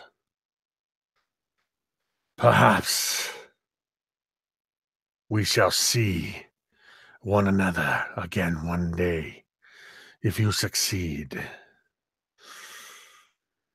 That is all the aid you shall get from me. Now be gone, all of you, and deal with what you must deal with. And Carnifex. Oh, go ahead. as you can go ahead and say or do whatever, but slowly, rather than flying away or moving, he begins to... The only way I can think to describe it is it's kind of like dry ice, the way the mist flows heavily to the ground and dissipates. The shadow form of himself begins to do this. So imagine black, dry ice beginning to billow across and look almost like swamp gas. You can even see what looks like St. Elmo's fire beginning to flicker across and within. Go ahead, Carnifex. Yeah, I was gonna say, Carnifex doesn't need to be told twice to get out of there. And like at that, he would just like immediately, take off like 10 times more hastily than he did back at the temple. Like this is, the best boon possible besides the artifact is the permission to leave. Permission to leave this dragon's lair, unharmed and unhindered. So, he's immediately, taken off with this artifact in his palm.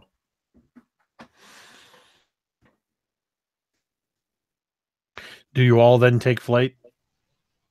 I'd actually probably hang out for a bit until he's kind of like mostly dissipated. I mean, not for like, 10, 15 minutes, just enough for like them to take off, following up the rear as I usually do, kind of like scoffing as I turn around to fly away. Coward. In the last dissipating mists, you just hear.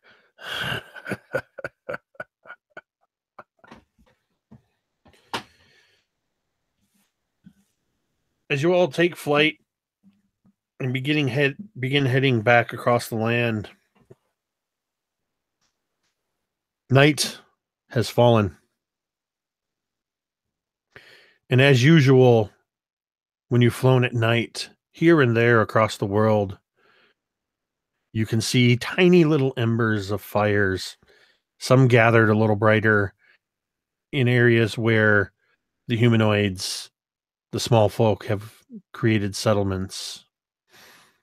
You can see a bit brighter burning embers from the couple of villages where Carnifax laid waste en route to the swamps. And then you begin to notice along the horizon, in just about every direction, magnificent bursts of fire.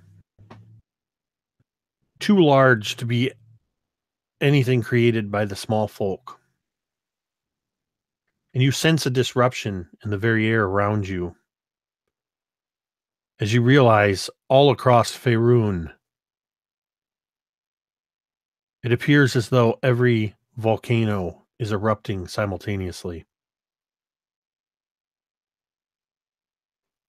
As you draw closer to the Well of Dragons, you hear a tremendous sound even high in the air where you fly from far below. A terrible rending sound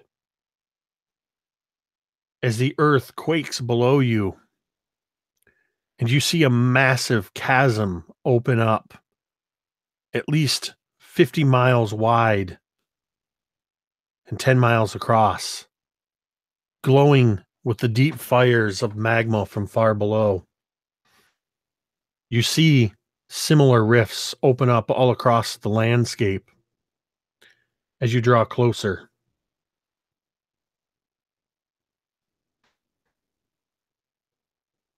You are almost upon the Well of Dragons when you notice that the swirling cyclone of wyverns and younger dragons has dissipated, and the dragons are flying to and fro.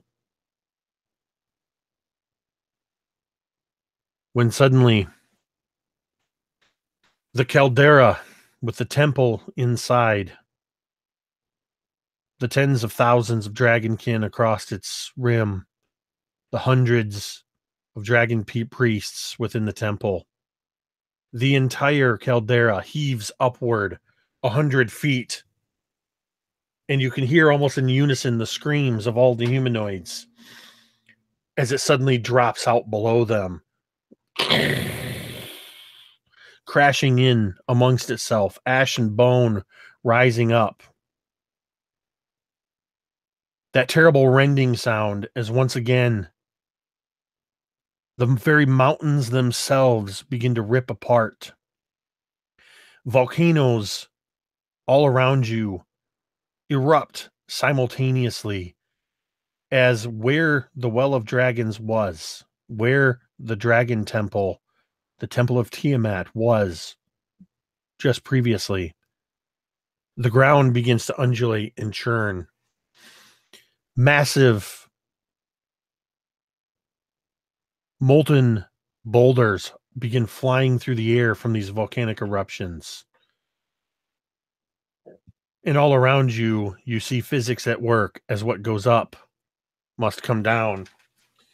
And I need dexterity, I believe it's dexterity saving throws from everyone.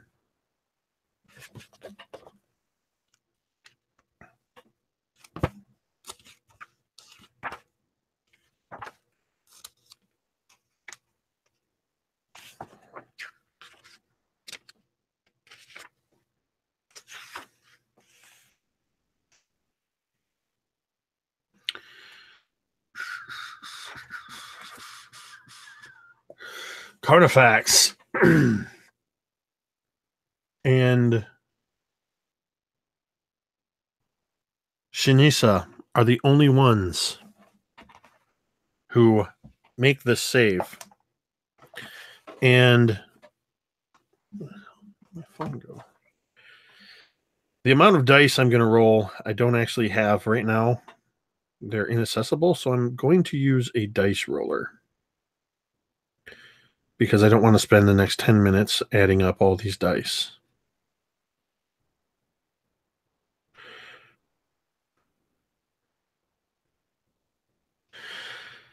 Shinisa and Carnifax, you each take 32 points of bludgeoning damage.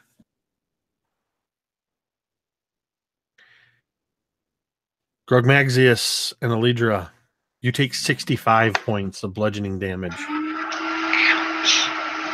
And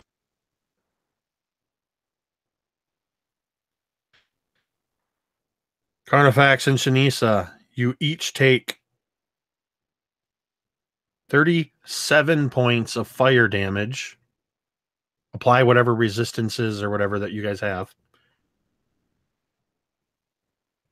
And the other two of you take 74 points of fire damage, applying whatever resistances you have. Question, does immunity mean that I take half, quarter, or none? Are you immune to fire? I am. Then you take none.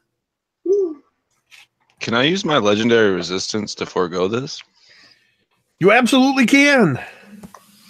Because I just got hit really hard. That was like half my health. I'm surprised right nobody there. asked about legendary resistance up to this point.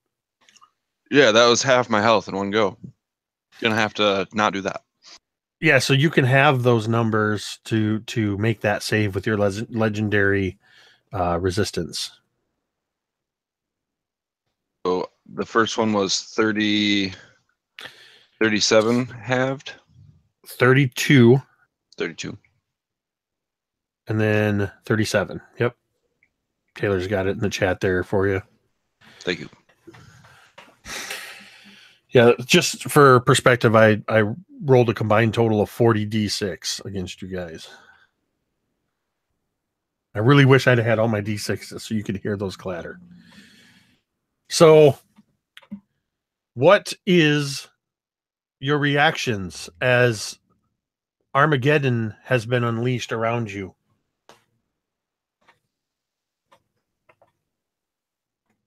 I think that Elidera would let out kind of a squeak the first time something hit her, and then just try to buck and weave through all of this stuff, horribly unsuccessful.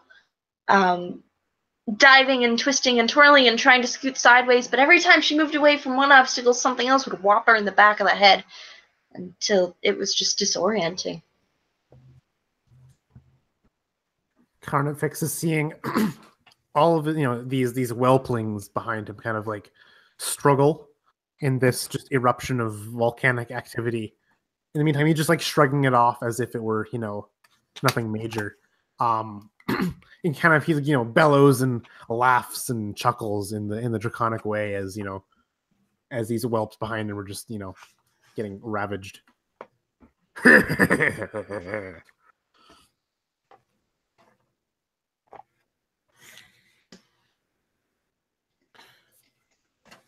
Gogs, he has that same somber look on his face, and he's having kind of a revelation. He's gone to war with the human folk in the guise of as a human or whatever, for many reasons. And there was always a dread that hung around the platoon or party he was in that he never had. He's a dragon. He was never really in any danger. He's kind of understanding that now. And despite these things flying in the air, that's what he's thinking about. And that's when, he starts getting hit and can barely manage to avoid the brimstone and debris cast into the air. And Shinisa? Janissa folds her wings in and kind of spirals at a maybe 45-degree angle down to try and minimize, keep her imprint smaller. She's still getting stung as these rocks and these bits of lava hit her, but she knows it was the right choice. Could have been worse.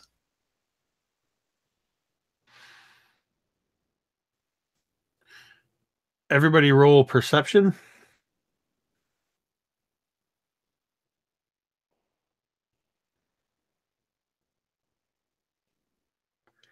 As the ground continues to undulate and rise and fall and ripple underneath.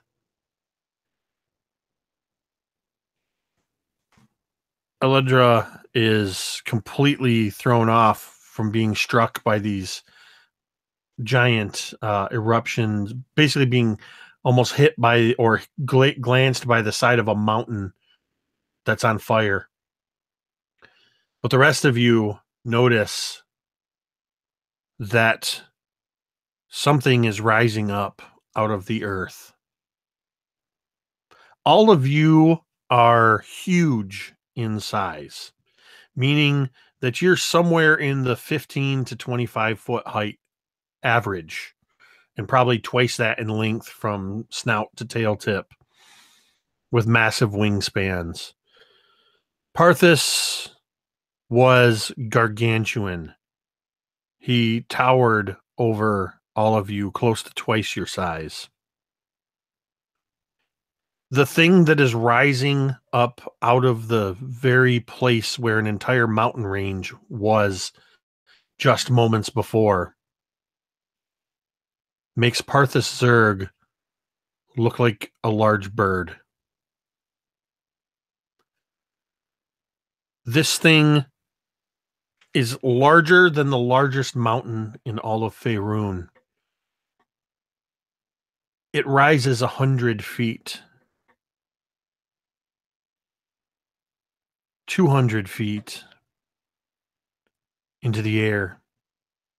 And as it pulls itself free and kind of settles down on its front legs as well, it's still towering 150 feet into the air. From tip of its nose to its tail, it's over 200 feet long. High up, kind of climbing amongst these mountain ranges, what's left of them is what makes it taller than any other mountain. This thing is massive. And as it rises, it roars with a primordial roar that seems to shake the entire world as it rises up.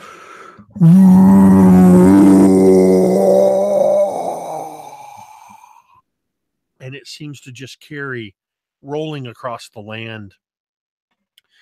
As earth and mountain-sized boulders fall away from its back, you see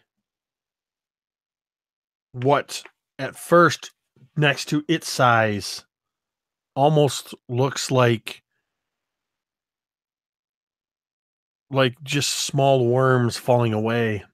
You see dozens of purple worms, each one in itself gargantuan in size, over 50 feet long, falling back to the now softened soil. Those that don't split open after falling hundreds of feet immediately burrow down and begin shifting in and around the soil all around Tarrasque. And I need you all to roll for initiative.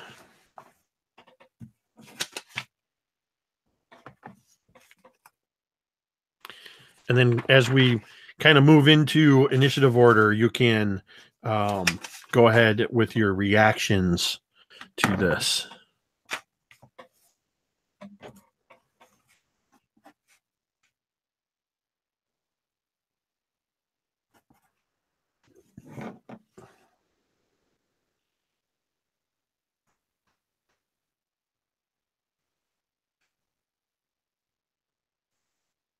Good Lord. What happened to all those high rolls? All right. The order is going to be Elidra first, followed by Carnifax, followed by Shanisa, Tarrasque, and Gogs, bringing up the rear. I'm sad, man. The only thing we don't have an astronomical bonus to is initiative. And just as a reminder that you do have your as dragons, you have your, as we've already seen, your legendary resistance, but you do not have access to any lair actions as you're not in your lairs, nor do you have the ability to use legendary actions. You may try to draw upon those powers you would normally have, but you find that you are not able to call them forth. And so, Elidra, what is your reaction to the Tarrasque, and what are you going to do? How far away are we from this gargantuous mass?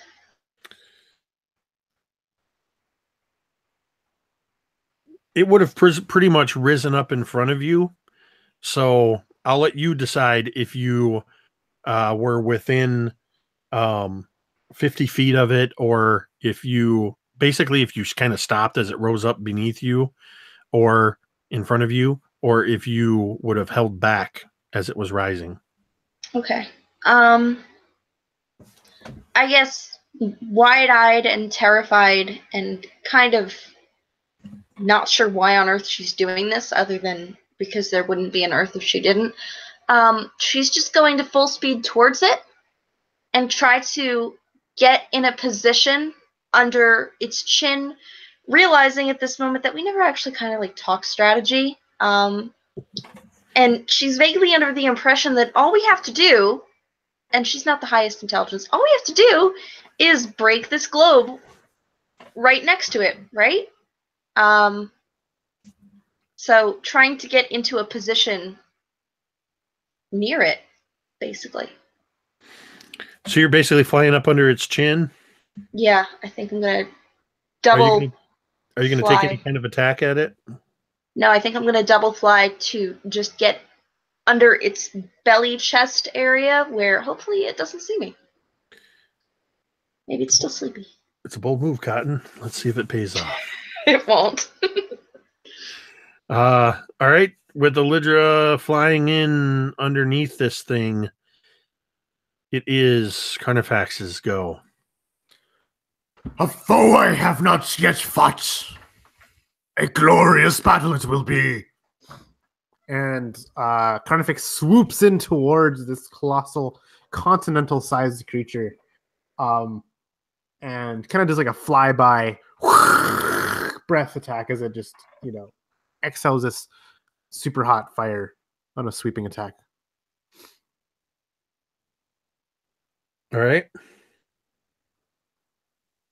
And so, let me just pick up my two handfuls of dice. This is a bunch. I'm just going to organize them by number and then multiply them. That seems easiest. 16 plus 18 plus 5 plus another whole roll. Are you gonna roll an attack, or are you just going straight for damage? Well, it's just a fire breath here, so I'm rolling damage. Okay. I'm going to make it a dexterity save here. Sorry. Okay. It doesn't even try. Yeah. To dodge out of the way. Oh, geez. I should have rolled this ahead of time. My bad. I forgot how much, 18d6 damage was. Where on its body are you targeting? Face. Like, just, I imagine its face is kind of like near us, and I'm just, flying by it, burning its face. You unleash the holy hell torrent of fire across this thing, and your flames roil and boil across, burning away dirt and rock and trees that are still clinging to it, but seeming to have absolutely no effect on its skin whatsoever. Oh man, just as I finished adding it all up. Yeah. So for our viewers, that was 88 points of fire damage with just a simple breath attack. And now I'm very sad that this fire damage did absolutely nothing. And seeing kind of my flames kind of dance around its hide just uneffectually, immediately, like, Carnifex kind of notices and would have a change in tactics for the next turn. And that takes us to Shanisa. And you would have seen this. So Shanisa watches as Elijah swoops down close to it, and as Carnifex breathes out and the creature is entirely unaffected. And so she, watching the fire, will fly by, and she's going to come down along maybe like by its neck and attempt to it's going to make a con save against cold damage. She's going to let loose this cone of ice. All right, what's the DC? DC 20. That is exactly 20. So that'll be, I believe that's half damage, right? Yes. So what's the damage on that?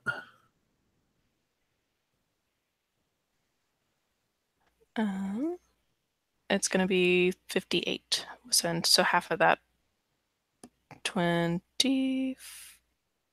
29. Nope, 29. Yeah, and you see portions of its flesh actually ice over and turn black almost instantly with frostbite. But in relation to the overall size of this thing, it's a pretty small area.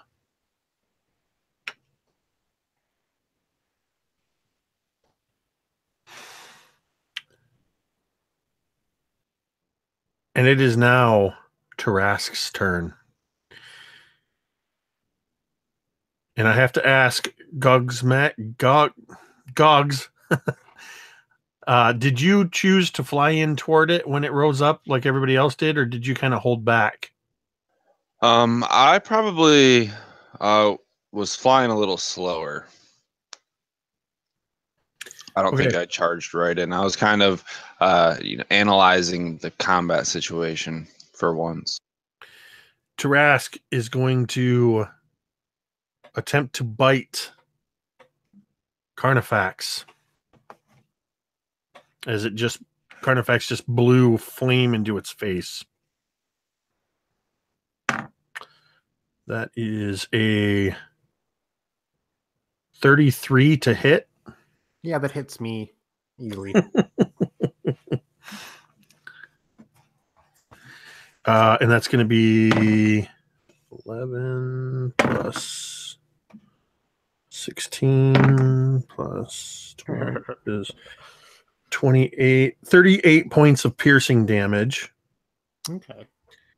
And you are grappled as you are caught in its jaws. One of its claws reaches up into the air, raking the air in an attempt to strike at Alidra. And I'm going to roll a d20, not a d12. I'm going to roll my cursed copper here.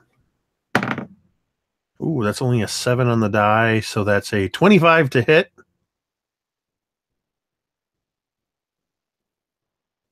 What's your AC? I'm assuming that hits. I think all the dragons are under 20. She's My 20, bad, the rest of us are 19. Okay, so that's a 25 to hit, and that was with a claw. So that is going to be 7, 9, 16, 19, 29 slashing damage. Woohoo. Another claw takes a swipe at at Shanisa. That is a 31 to hit. Barely. 5, 6, 10, 16, 26 points of slashing damage. And let's see, what's the reach on the tail? The tail, its entire body swings around, and its tail makes this horrid whistling, whooshing sound that sounds like hurricane winds as it swings around towards Gogmaxius, but misses as he's too far out of range. And Gogs, it's your turn. The massive wind pressure of this, unfathomable object careening past me kind of like sucks me in the vortex along with it, and I struggle for a second to catch my balance, but I'm able to use that to kind of project myself up towards Carnifex's face. How long did you say this was total? 200 plus feet length? So Yeah, the whole thing is, yeah. So yeah, I wouldn't be able to fly all the way up there, but I think as I'm like coming up the its right side, I'm gonna lay into it with my lightning breath. All right. That's a DC 19 dexterity savings throw. And that is a fail. Yeah. All right, hold on. Now, let me roll my handful of dice. 2, 3, 4, 6.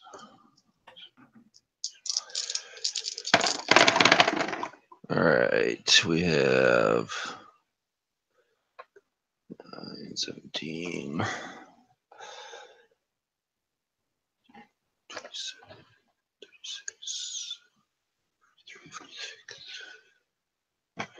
46, 49, 57, 58, 68, 76 points of damage. What does it look like as this lightning crackles along its side and does significant damage to it, or what does a fair amount of damage to it? I think that actually I see Carnifex get kind of snatched out of the air. I get ripped to the side. And as I'm kind of like spiraling under him and pulling up the right side, you see me roar back, and like if there was anyone around to smell it, if you could smell anything other than brimstone and sulfur, it would be a deep ozone smell as like crackling lightning kind of rides up the side of my face and projects out of my head, kind of rippling across his body. And you just hear the roar of, "He's mine to kill," flying forward as far as I can in my action. And that takes us back to the top of the order with Elidra. I'm going to switch directions and go straight up under its neck and in front of its snout, and give a shout to Carnifex. "You don't have to fight it. Only let loose the sphere." And with that, I'm going to use my sleep breath and try to blow sleep gas in a 60-foot cone directly into one of the nostrils. He has to succeed a DC 18, or else he's unconscious for 10 minutes. Sorry, what was the DC? 18. That's a con? Yes. All right. Wow. That is a 2 on the die. So it's a 12. So it fails its con save. But as you blow this sleep breath, what does this sleep breath look like as you blow it into its nostril? I'm going to imagine that it's kind of like a mica powder, this frosty, brassy, bad breath colored smoke. And you target it directly into one of its cavernous nostrils up above its jaws, which are currently holding Carnifex.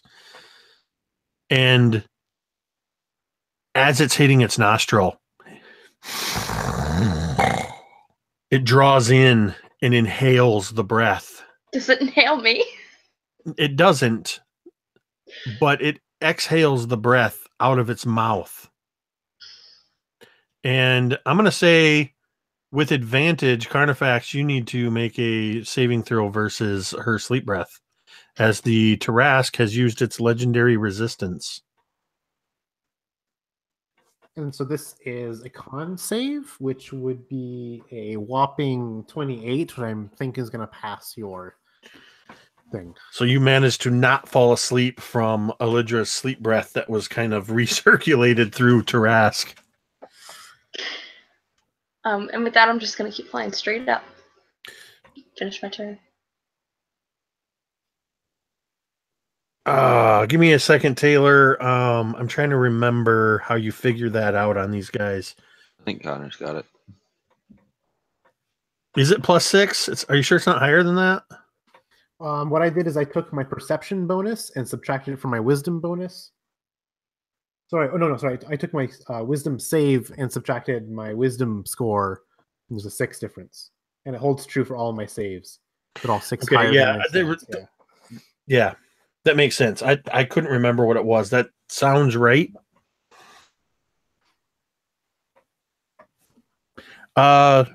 Your breath should have a recharge of 5 or 6 next to it, I think. So you have to just roll a d6.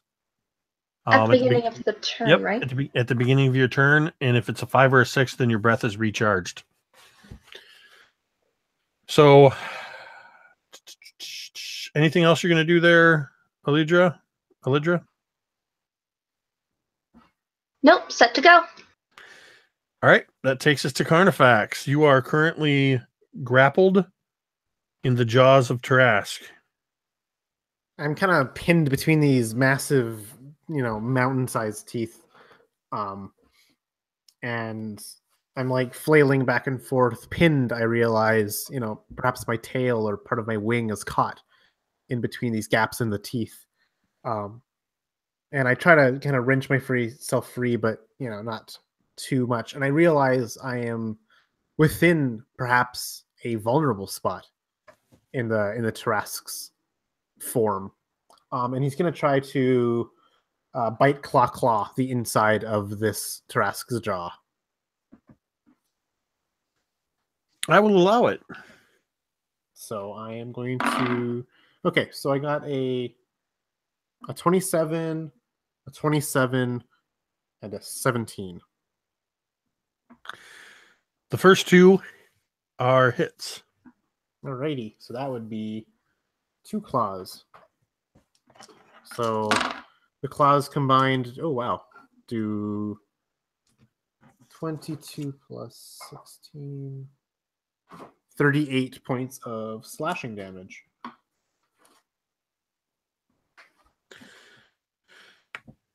And I'm going to make a con save.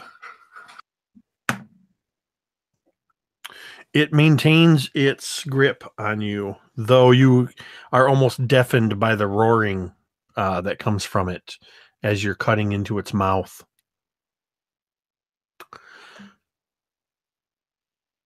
Shanisa, you're up. Shanisa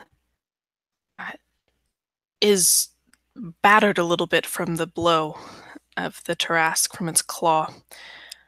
And she recovers and swoops up and strikes her own claw against its side with a 30 to hit. I'm assuming that hits. That does hit. But instead of rending the flesh, you see this ooze left behind. That's a melee spell attack. I'm casting Contagion. Ooh. And I'm casting the Slimy Doom. So at the end of its turn, it'll need to make a con save. So nothing's happening yet? Nothing's happening yet. All right. Well, it is its turn, and it is going to first try to bite down harder on Carnifex. And that is a 24. Mm-hmm. That hits. A tremendous force is pulling at you as it bites down, and then you feel its jaws loosen as you feel the just insane muscular power of its tongue wrap around your body and draw you in and swallow you. Okie dokie. You are blinded and restrained, but you have total cover against any attacks that are outside the Tarrasque. You are holding the orb. I'm also holding the orb, which is either a really good thing or a really bad thing.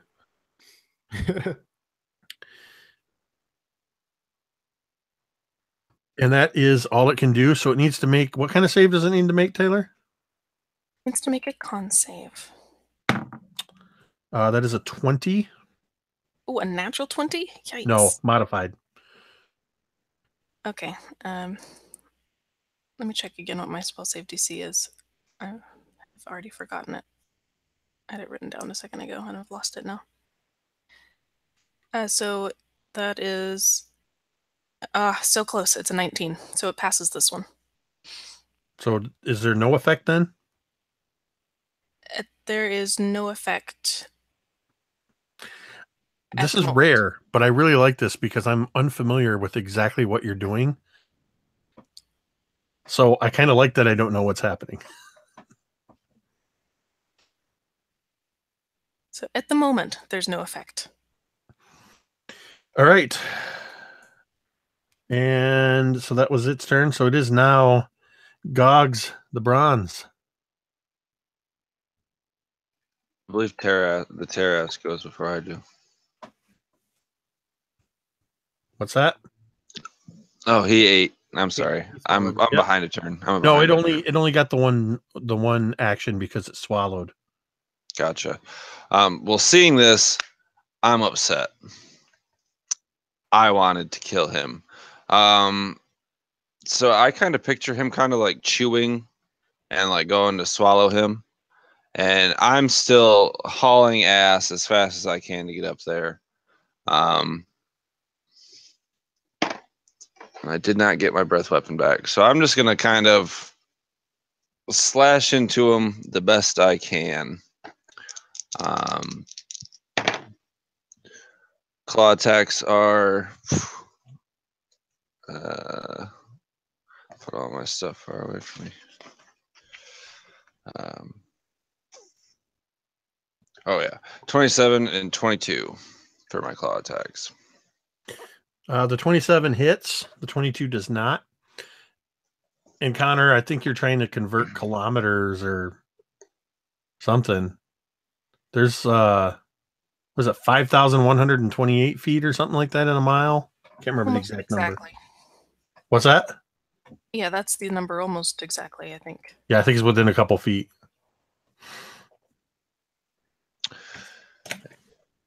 And I probably should roll some damage. And I can also make a bite attack with that. If you're doing the multi-attack, yeah, I think you get bite, claw. All right. I did a total of 11 claw, actually. 11 damage on the claw, and roll for a bite. I got a 30 on the 30 on the That's die. a hit. 30 modified. 2d8.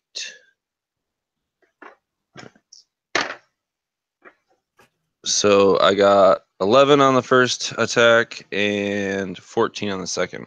So I'm just kind of in a frenzy, chewing on whatever kind of scale or anything I can get my hand under.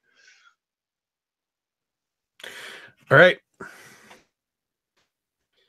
So, Jake, I'm sorry I have to interrupt, but I was reading that spell wrong. Okay. There is something that happens. From that wound, it begins to bleed uncontrollably. Ooh. And it has disadvantage on Constitution checks and saves. And if it takes damage, it is stunned until the end of its next turn. So disadvantage on con Checks and saves. and it's If it takes damage, then it's stunned till its next turn.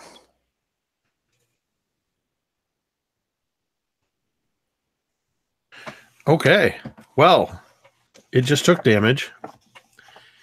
Blood is flowing from where Shanisa touched this thing and ripped her claws into it.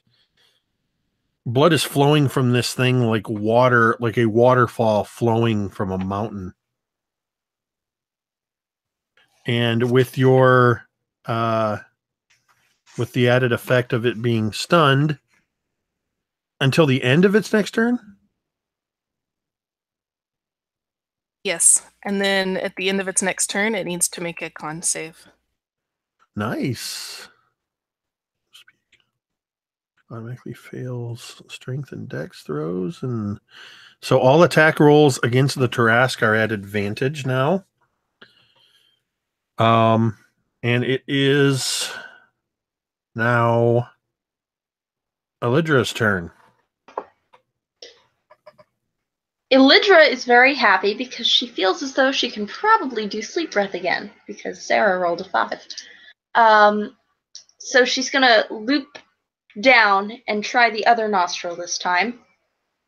And with advantage, as probably not going to make it. Oh, right, I don't have to roll. DC 18. Constitution save for you. And that's with disadvantage. So that is a 5 and a 2. So both of those would have been a fail anyway. So it fails its saving throw. And I'm going to rule that because it's stunned, it cannot use its legendary resistance. So your sleep breath takes effect on the Tarrasque. I'm going to bail out left so it doesn't fall on top of me. The Tarrasque takes a step and falters in one direction, takes another step and falters in another direction. And suddenly, its entire couple 100 feet length collapses across the mountain range, breaking mountains, shearing cliffs, as it crashes to the ground. And I'm going to say because of its size, well, you know what? There's no specification on that. So it's out. I think you said 10 minutes. So the Tarrasque is now unconscious. Do we think that that red one will be able to activate the sphere within 10 minutes? Assuming it sleeps well. I'm asking the other two. I don't know if I'm close enough to you to hear it. I was on the other end of this whole thing.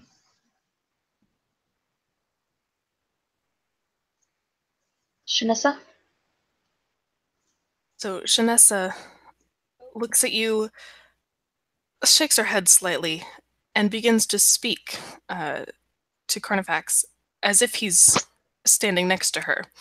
Just, will you activate it? And Carnifax, you hear it in your head, her voice echoing as she uses sending.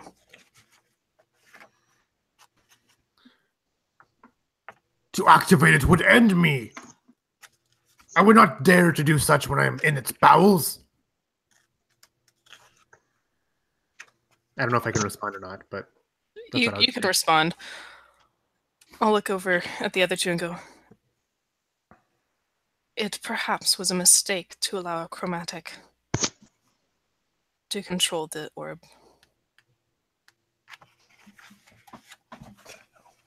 Well, looking from brass to bronze and to you, my sister, I suppose I'm the least valuable here.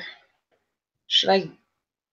And I'll look at it with this look of disgust and look back at you with these pleading eyes like, please don't make me go in there. I'll do it. I'm gonna get him out of there. Let's see. It's actually Carnifax's turn from within the bowels of the now unconscious Tarrasque. So I feel it shudder and shake as it like moves over. I can just feel it kind of maybe fall a bit. Yeah, you're jostled pretty good inside, but you take no damage. Yeah, I probably don't even know what's happening on the outside.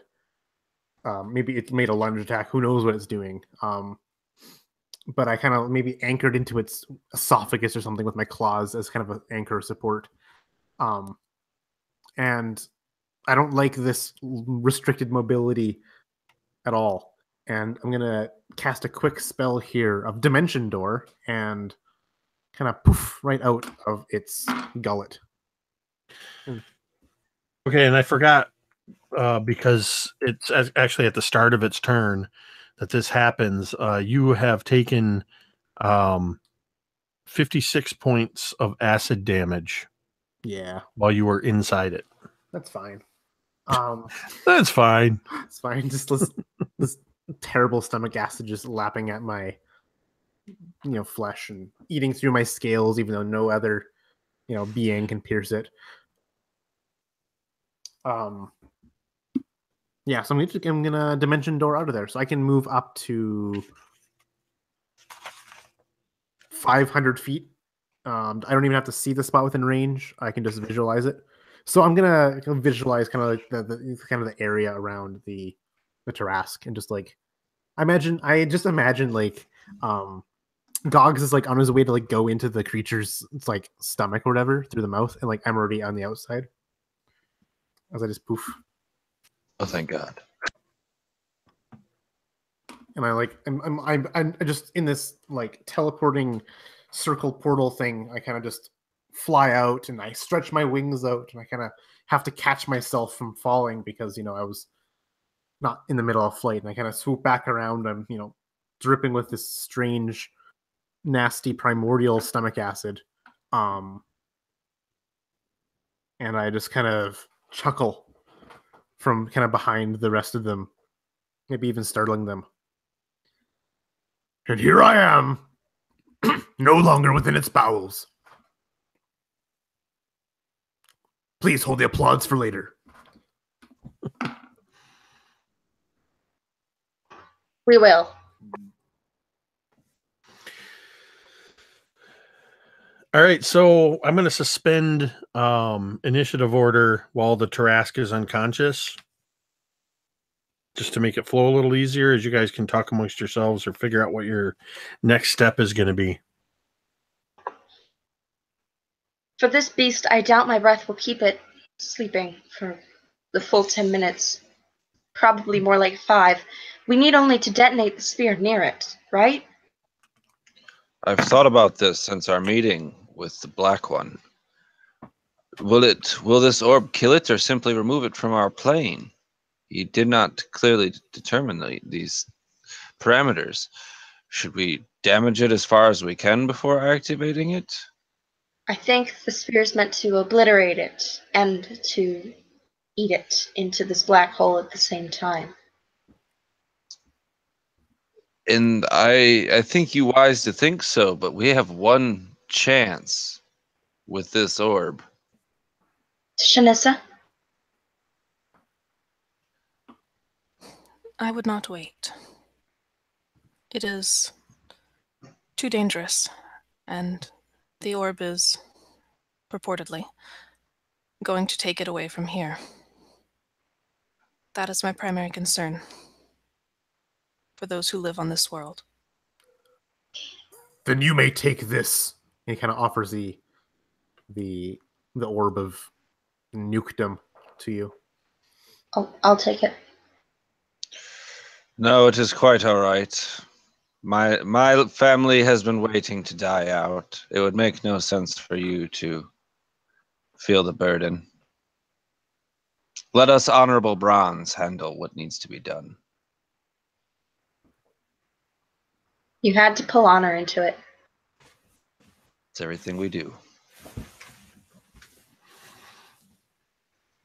And with this, I would actually put my claw out to take it from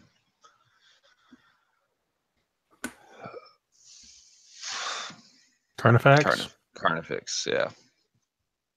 Blanked for a moment.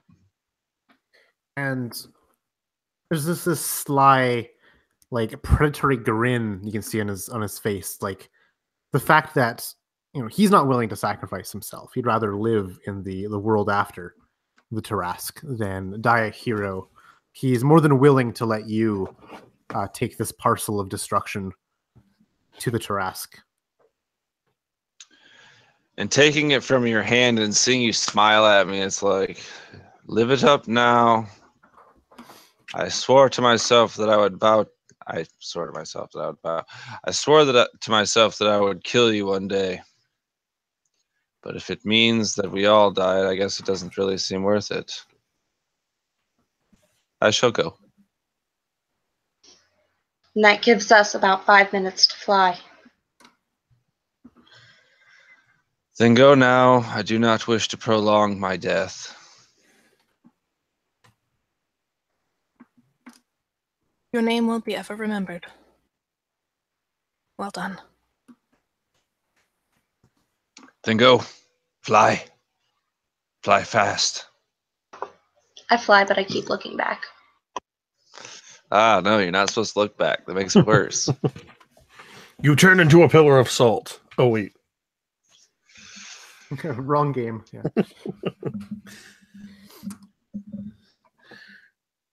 All right. So are you all flying away then? Absolutely. I'll keep checking in via message as long as I can, and then via sending periodically just to make sure the thing is still awake, or still asleep, and that if it wakes, I'd do a 180 and head back. I almost picture myself kind of like flying up to its mouth, which is like comically open, maybe large tongue spewed forth, and like the overwhelming stench of whatever the hell kind of morning breath this thing has. I kind of take a look around at the destruction it's caused just by existing, and I take a look at my medallion one last time and kind of like clutch it tight, and I'm gonna fly right into this thing's throat and kind of just kamikaze the hell out of it with my breath weapon.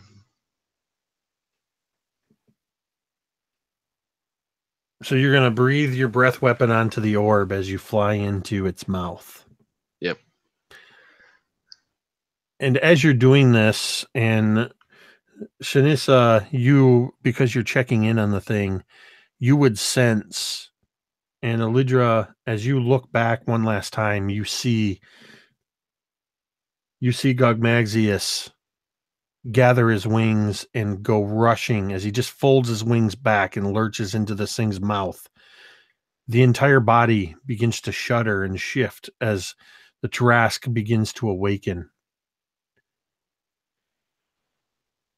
Inside its throat, which has the dimension of a small cavern, it is illuminated by arcs of lightning as you breathe your breath onto this orb. As soon as your breath touches it, it shatters. The sphere of annihilation and the portable hole both grow to their full size in front of you. And the sphere of annihilation is pulled into the portable hole. I need you to roll a D100. and pray to Bahamut or Tiamat or whatever gods may help you. I don't know if it's good or bad, but I got a 97. That is good, considering there was a 15% chance of an instant effect. Yeah. All right. So what I need you to do is I gotta look at the part of my notes that are hidden. Is I want you to roll 1d20. I'm also going to roll 1d20.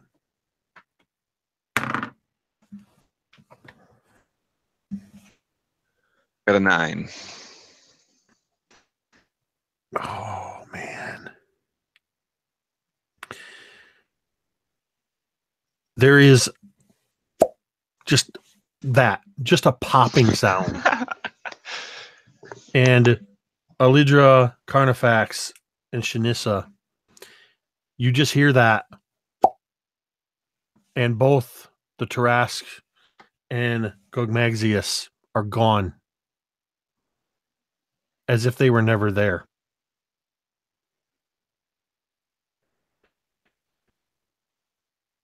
Somewhere on the plain, on the Olympic glades of Arborea, on an entirely different plane of existence,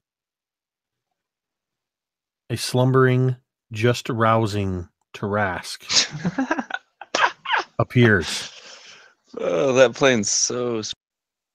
All around its massive prone form, ancient trees fall and collapse under its weight. None of you are around to see this, but the gods see it. And believe it or not, Bahamut and Tiamat see it. And in the Olympic plains of Arborea, the Tarrasque rises to its full height and roars, one of those massive roars, and people all over the plain of Arborea look up from what they're doing in horror. And then the Tarrasque begins to meld into the earth as it turns and burrows down into the land of Arborea. As for Gogmaxius, the temporal shift of the subtle globe has brought you to a less ideal place. As you find yourself in the infinite layers of the abyss, all the way down in the 9th circle of hell. As your draconic form appears, demons of all shapes and sizes scatter at the sudden appearance of a bronze dragon. They begin to close in around you. And then suddenly something makes them all scatter like cockroaches when a light is turned on. And you sense a presence behind you. A massive presence as something begins to rise from a chasm in the 9th circle of hell. And you see a massive red dragon head rise. And then a white and a black and a blue and a green. As the form rises higher and higher, and you see that all 5 heads are attached to one reddish-brown draconic body. As the Dragon Queen herself, Tiamat, rises behind you. And all 5 heads unleash their breath weapons at you. We cut to Faerun in the aftermath. None of you have any knowledge of the fate of Gogmaxius or the Tarrasque. Carnifax, what is your reaction? And what do you plan to do now that Tarrasque is gone?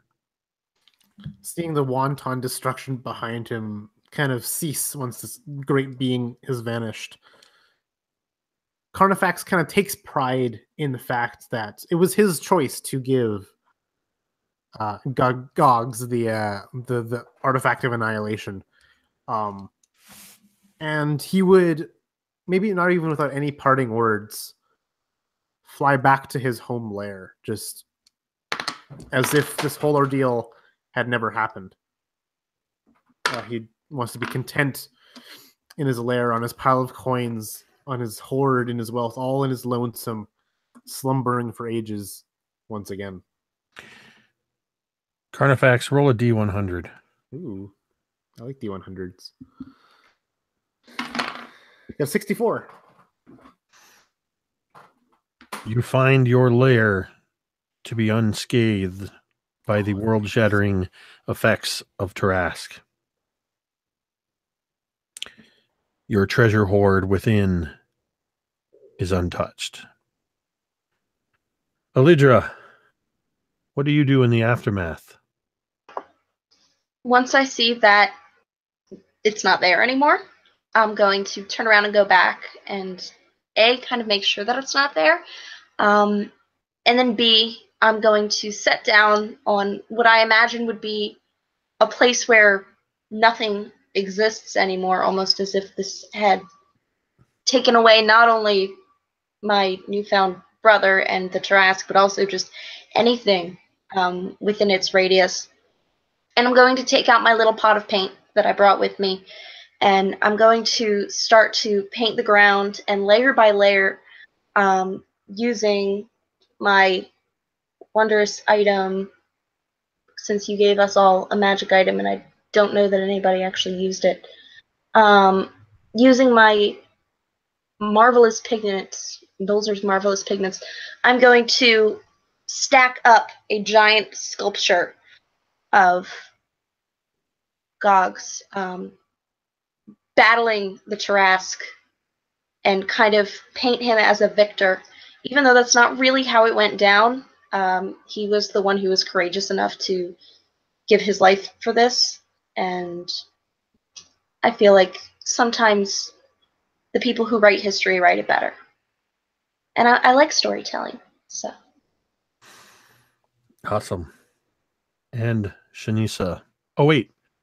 Alidra, roll a D100. 97? You also eventually, when you return to your lands, you find your lair and your treasure unscathed. Woo. Shanisa, what about you? Shanisa the Bright. Shanisa swoops across the battlefield, the miles and miles of torn and broken earth, the chasms. She hears the cries of people. She smells the death. And it saddens her. But there's nothing she can do for these people. She must return home. And so she flies across the seas again, over the woods, until once again her wings dip into the moon sea, and she sees the cliffs of her home. It's a 71 for my D100. And you are pleased to see that your people and your land and your lair are all intact. She returns to her cavern, to her perch, and when the wise man comes, asking where she's been and the stories, she tells him of Gogmaxius and of the defeat of the Tarrasque. And with that, thus ends Tarrasque, the Destroyer of Worlds, and Affairs of Dragons game. Oh boy, I had no idea how that was going to go. I really didn't. I deliberately didn't review your dragon abilities. because I kind of wanted to treat it like standard PCs, that everybody has certain things they can do, and I have a general idea, but I want to focus on, the story that I'm presenting before you, and let you guys kind of do what you're going to do within the world. What'd you guys think? This is all of your first time ever playing in an Affairs of Dragon game, and you should all know that your dragons, one way or another, for good or bad, have been immortalized within the lore of the Affairs of Dragons. I was really impressed at how much you were able to make us these amazing, epic, competent, amazing adult red dragons feel like mice, these whelplings, in comparison to this mighty world eater. Like, I know that perhaps, with how much, the power creep kind of happens with these strange creatures or whatever, that maybe, like we just be too epic for it. No, it was really well done. It's just like, man, none of this stuff works, is dealing massive damage to us. And I just felt very small, which was very good when I felt so large prior, when I was like stomping on all those humans. And I'll say that while I tripled the size of the Tarrasque by the stats, I did not modify any of its mechanical stats. So I didn't do anything to beef it up. I ran it straight out of the monster manual. What about you, Sarah? This is the first time you and I have ever played together. But it's not the first time I've heard you. I'll take that as a compliment, I think. Yes, absolutely. There's little, I guess you would call them colloquial phrases that I really enjoyed of yours. At one point, I think, at one point, I think you called the humans and the other things the little creatures, and I was like, oh, that's such a good way to think of it. And it really helped to kind of get into the mindset of the dragon. And I'm also a little bit surprised, mechanics-wise, how much easier it was to play. In the past, whenever I've been a DM, it's been 6-7 creatures, so just to play one monster and to focus on that, and to be able to build up this character around it was really kind of more pleasant than I expected, if that makes any sense. Yeah.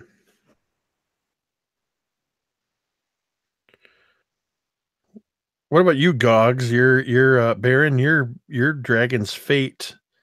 I'll say this about Gogs in the Abyss and Tiamat. I deliberately cut before anything happened, because if you're willing, we're going to revisit that in the future. Oh yeah, I'm down for sure. So what do you think overall? I know you were eager. You and I have only played together once before. Yeah, which was a fantastic game. I'm glad the heat wasn't as hot in this one, because my fire alarm didn't go off this time. I like the cinematic style that you present with your games overall.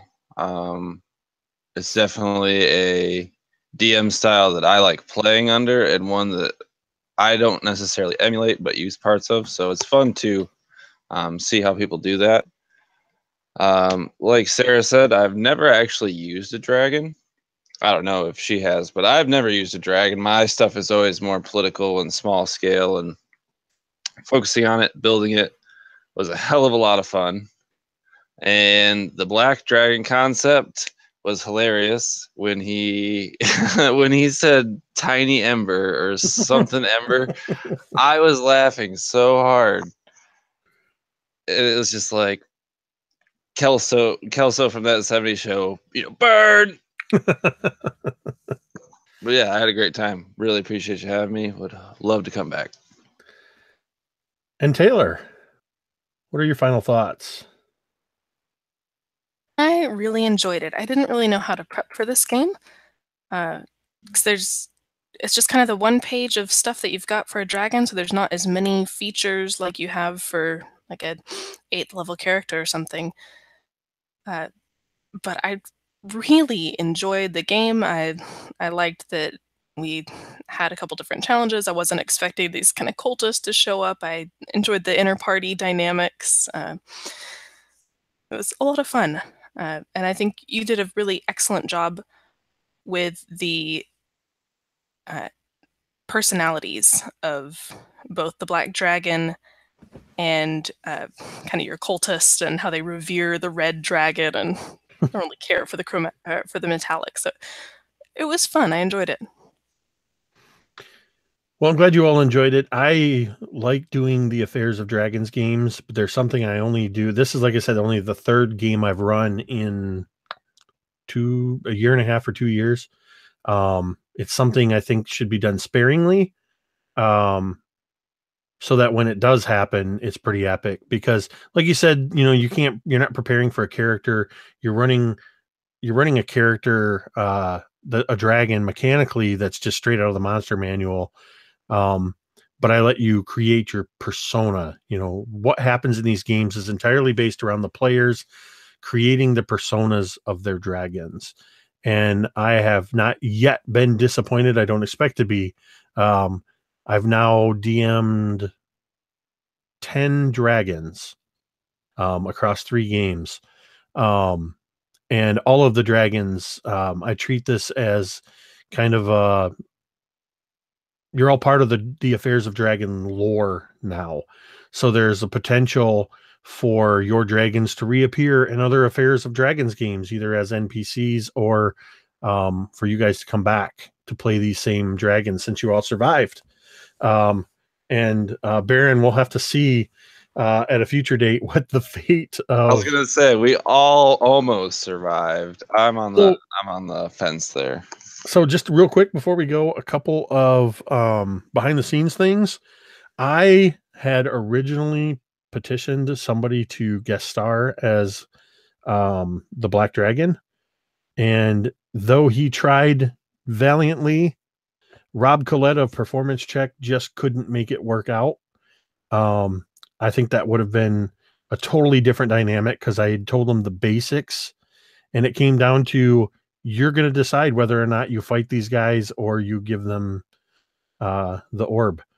But he really wanted to do it. He just couldn't swing it with his schedule, which is understandable. He's in the UK and, they're 5 hours ahead. But he couldn't quite swing it. The subtle globe was an invention of mine entirely. Only in the sense that I created the artifact around the mechanical description from the Sphere of Annihilation, and what happens if you put it inside an extra dimensional space. I modified it slightly. There was a 50% chance that artifact was going to fail completely. See, I knew something like that was a possibility, just hunch-wise. There was a 35% chance that it was going to have a delayed effect, so it would appear as though it had failed. And then there was a 15% chance. You needed to roll an 86 to a 100 in order to get that instantaneous effect. And then I created a D20 chart of the 20 elemental regions that are not, or 20 planes rather, that are not the material plane.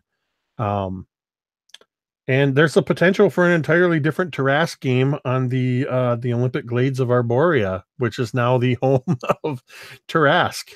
Next time on The Affairs of Celestials. Be one angel and take down the Tarrasque. Yeah. So, and this was an interesting game to prepare for because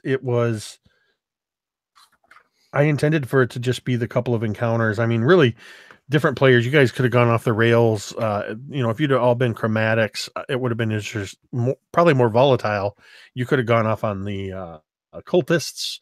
You guys could have gotten into a fight with the with Parthis Zerg there, the Black Shadow of Death, and may not have survived that. You could have been destroyed by the Tarrasque. There were so many different ways this could have gone.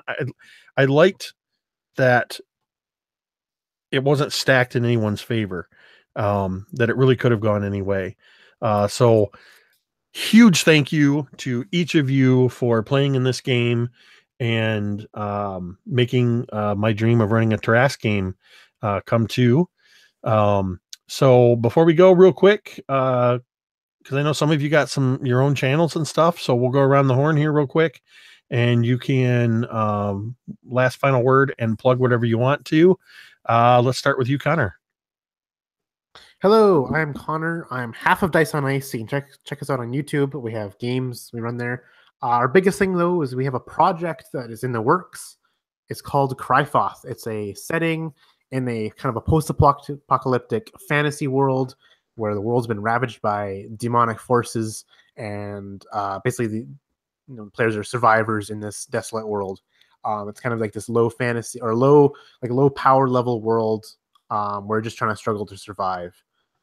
Yeah, this is a really fun game. I was a little sad that I was the only like evil dragon. I thought, other people can be black or whatever, as dragons, and then they show up as three goody two shoes. So it's fun being the arrogant, snobby, edgy one. Taylor. I am Taylor. I run a channel that's called Mom's the Nerd.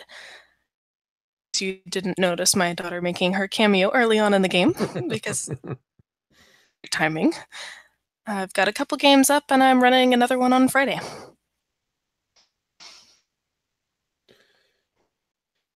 Baron.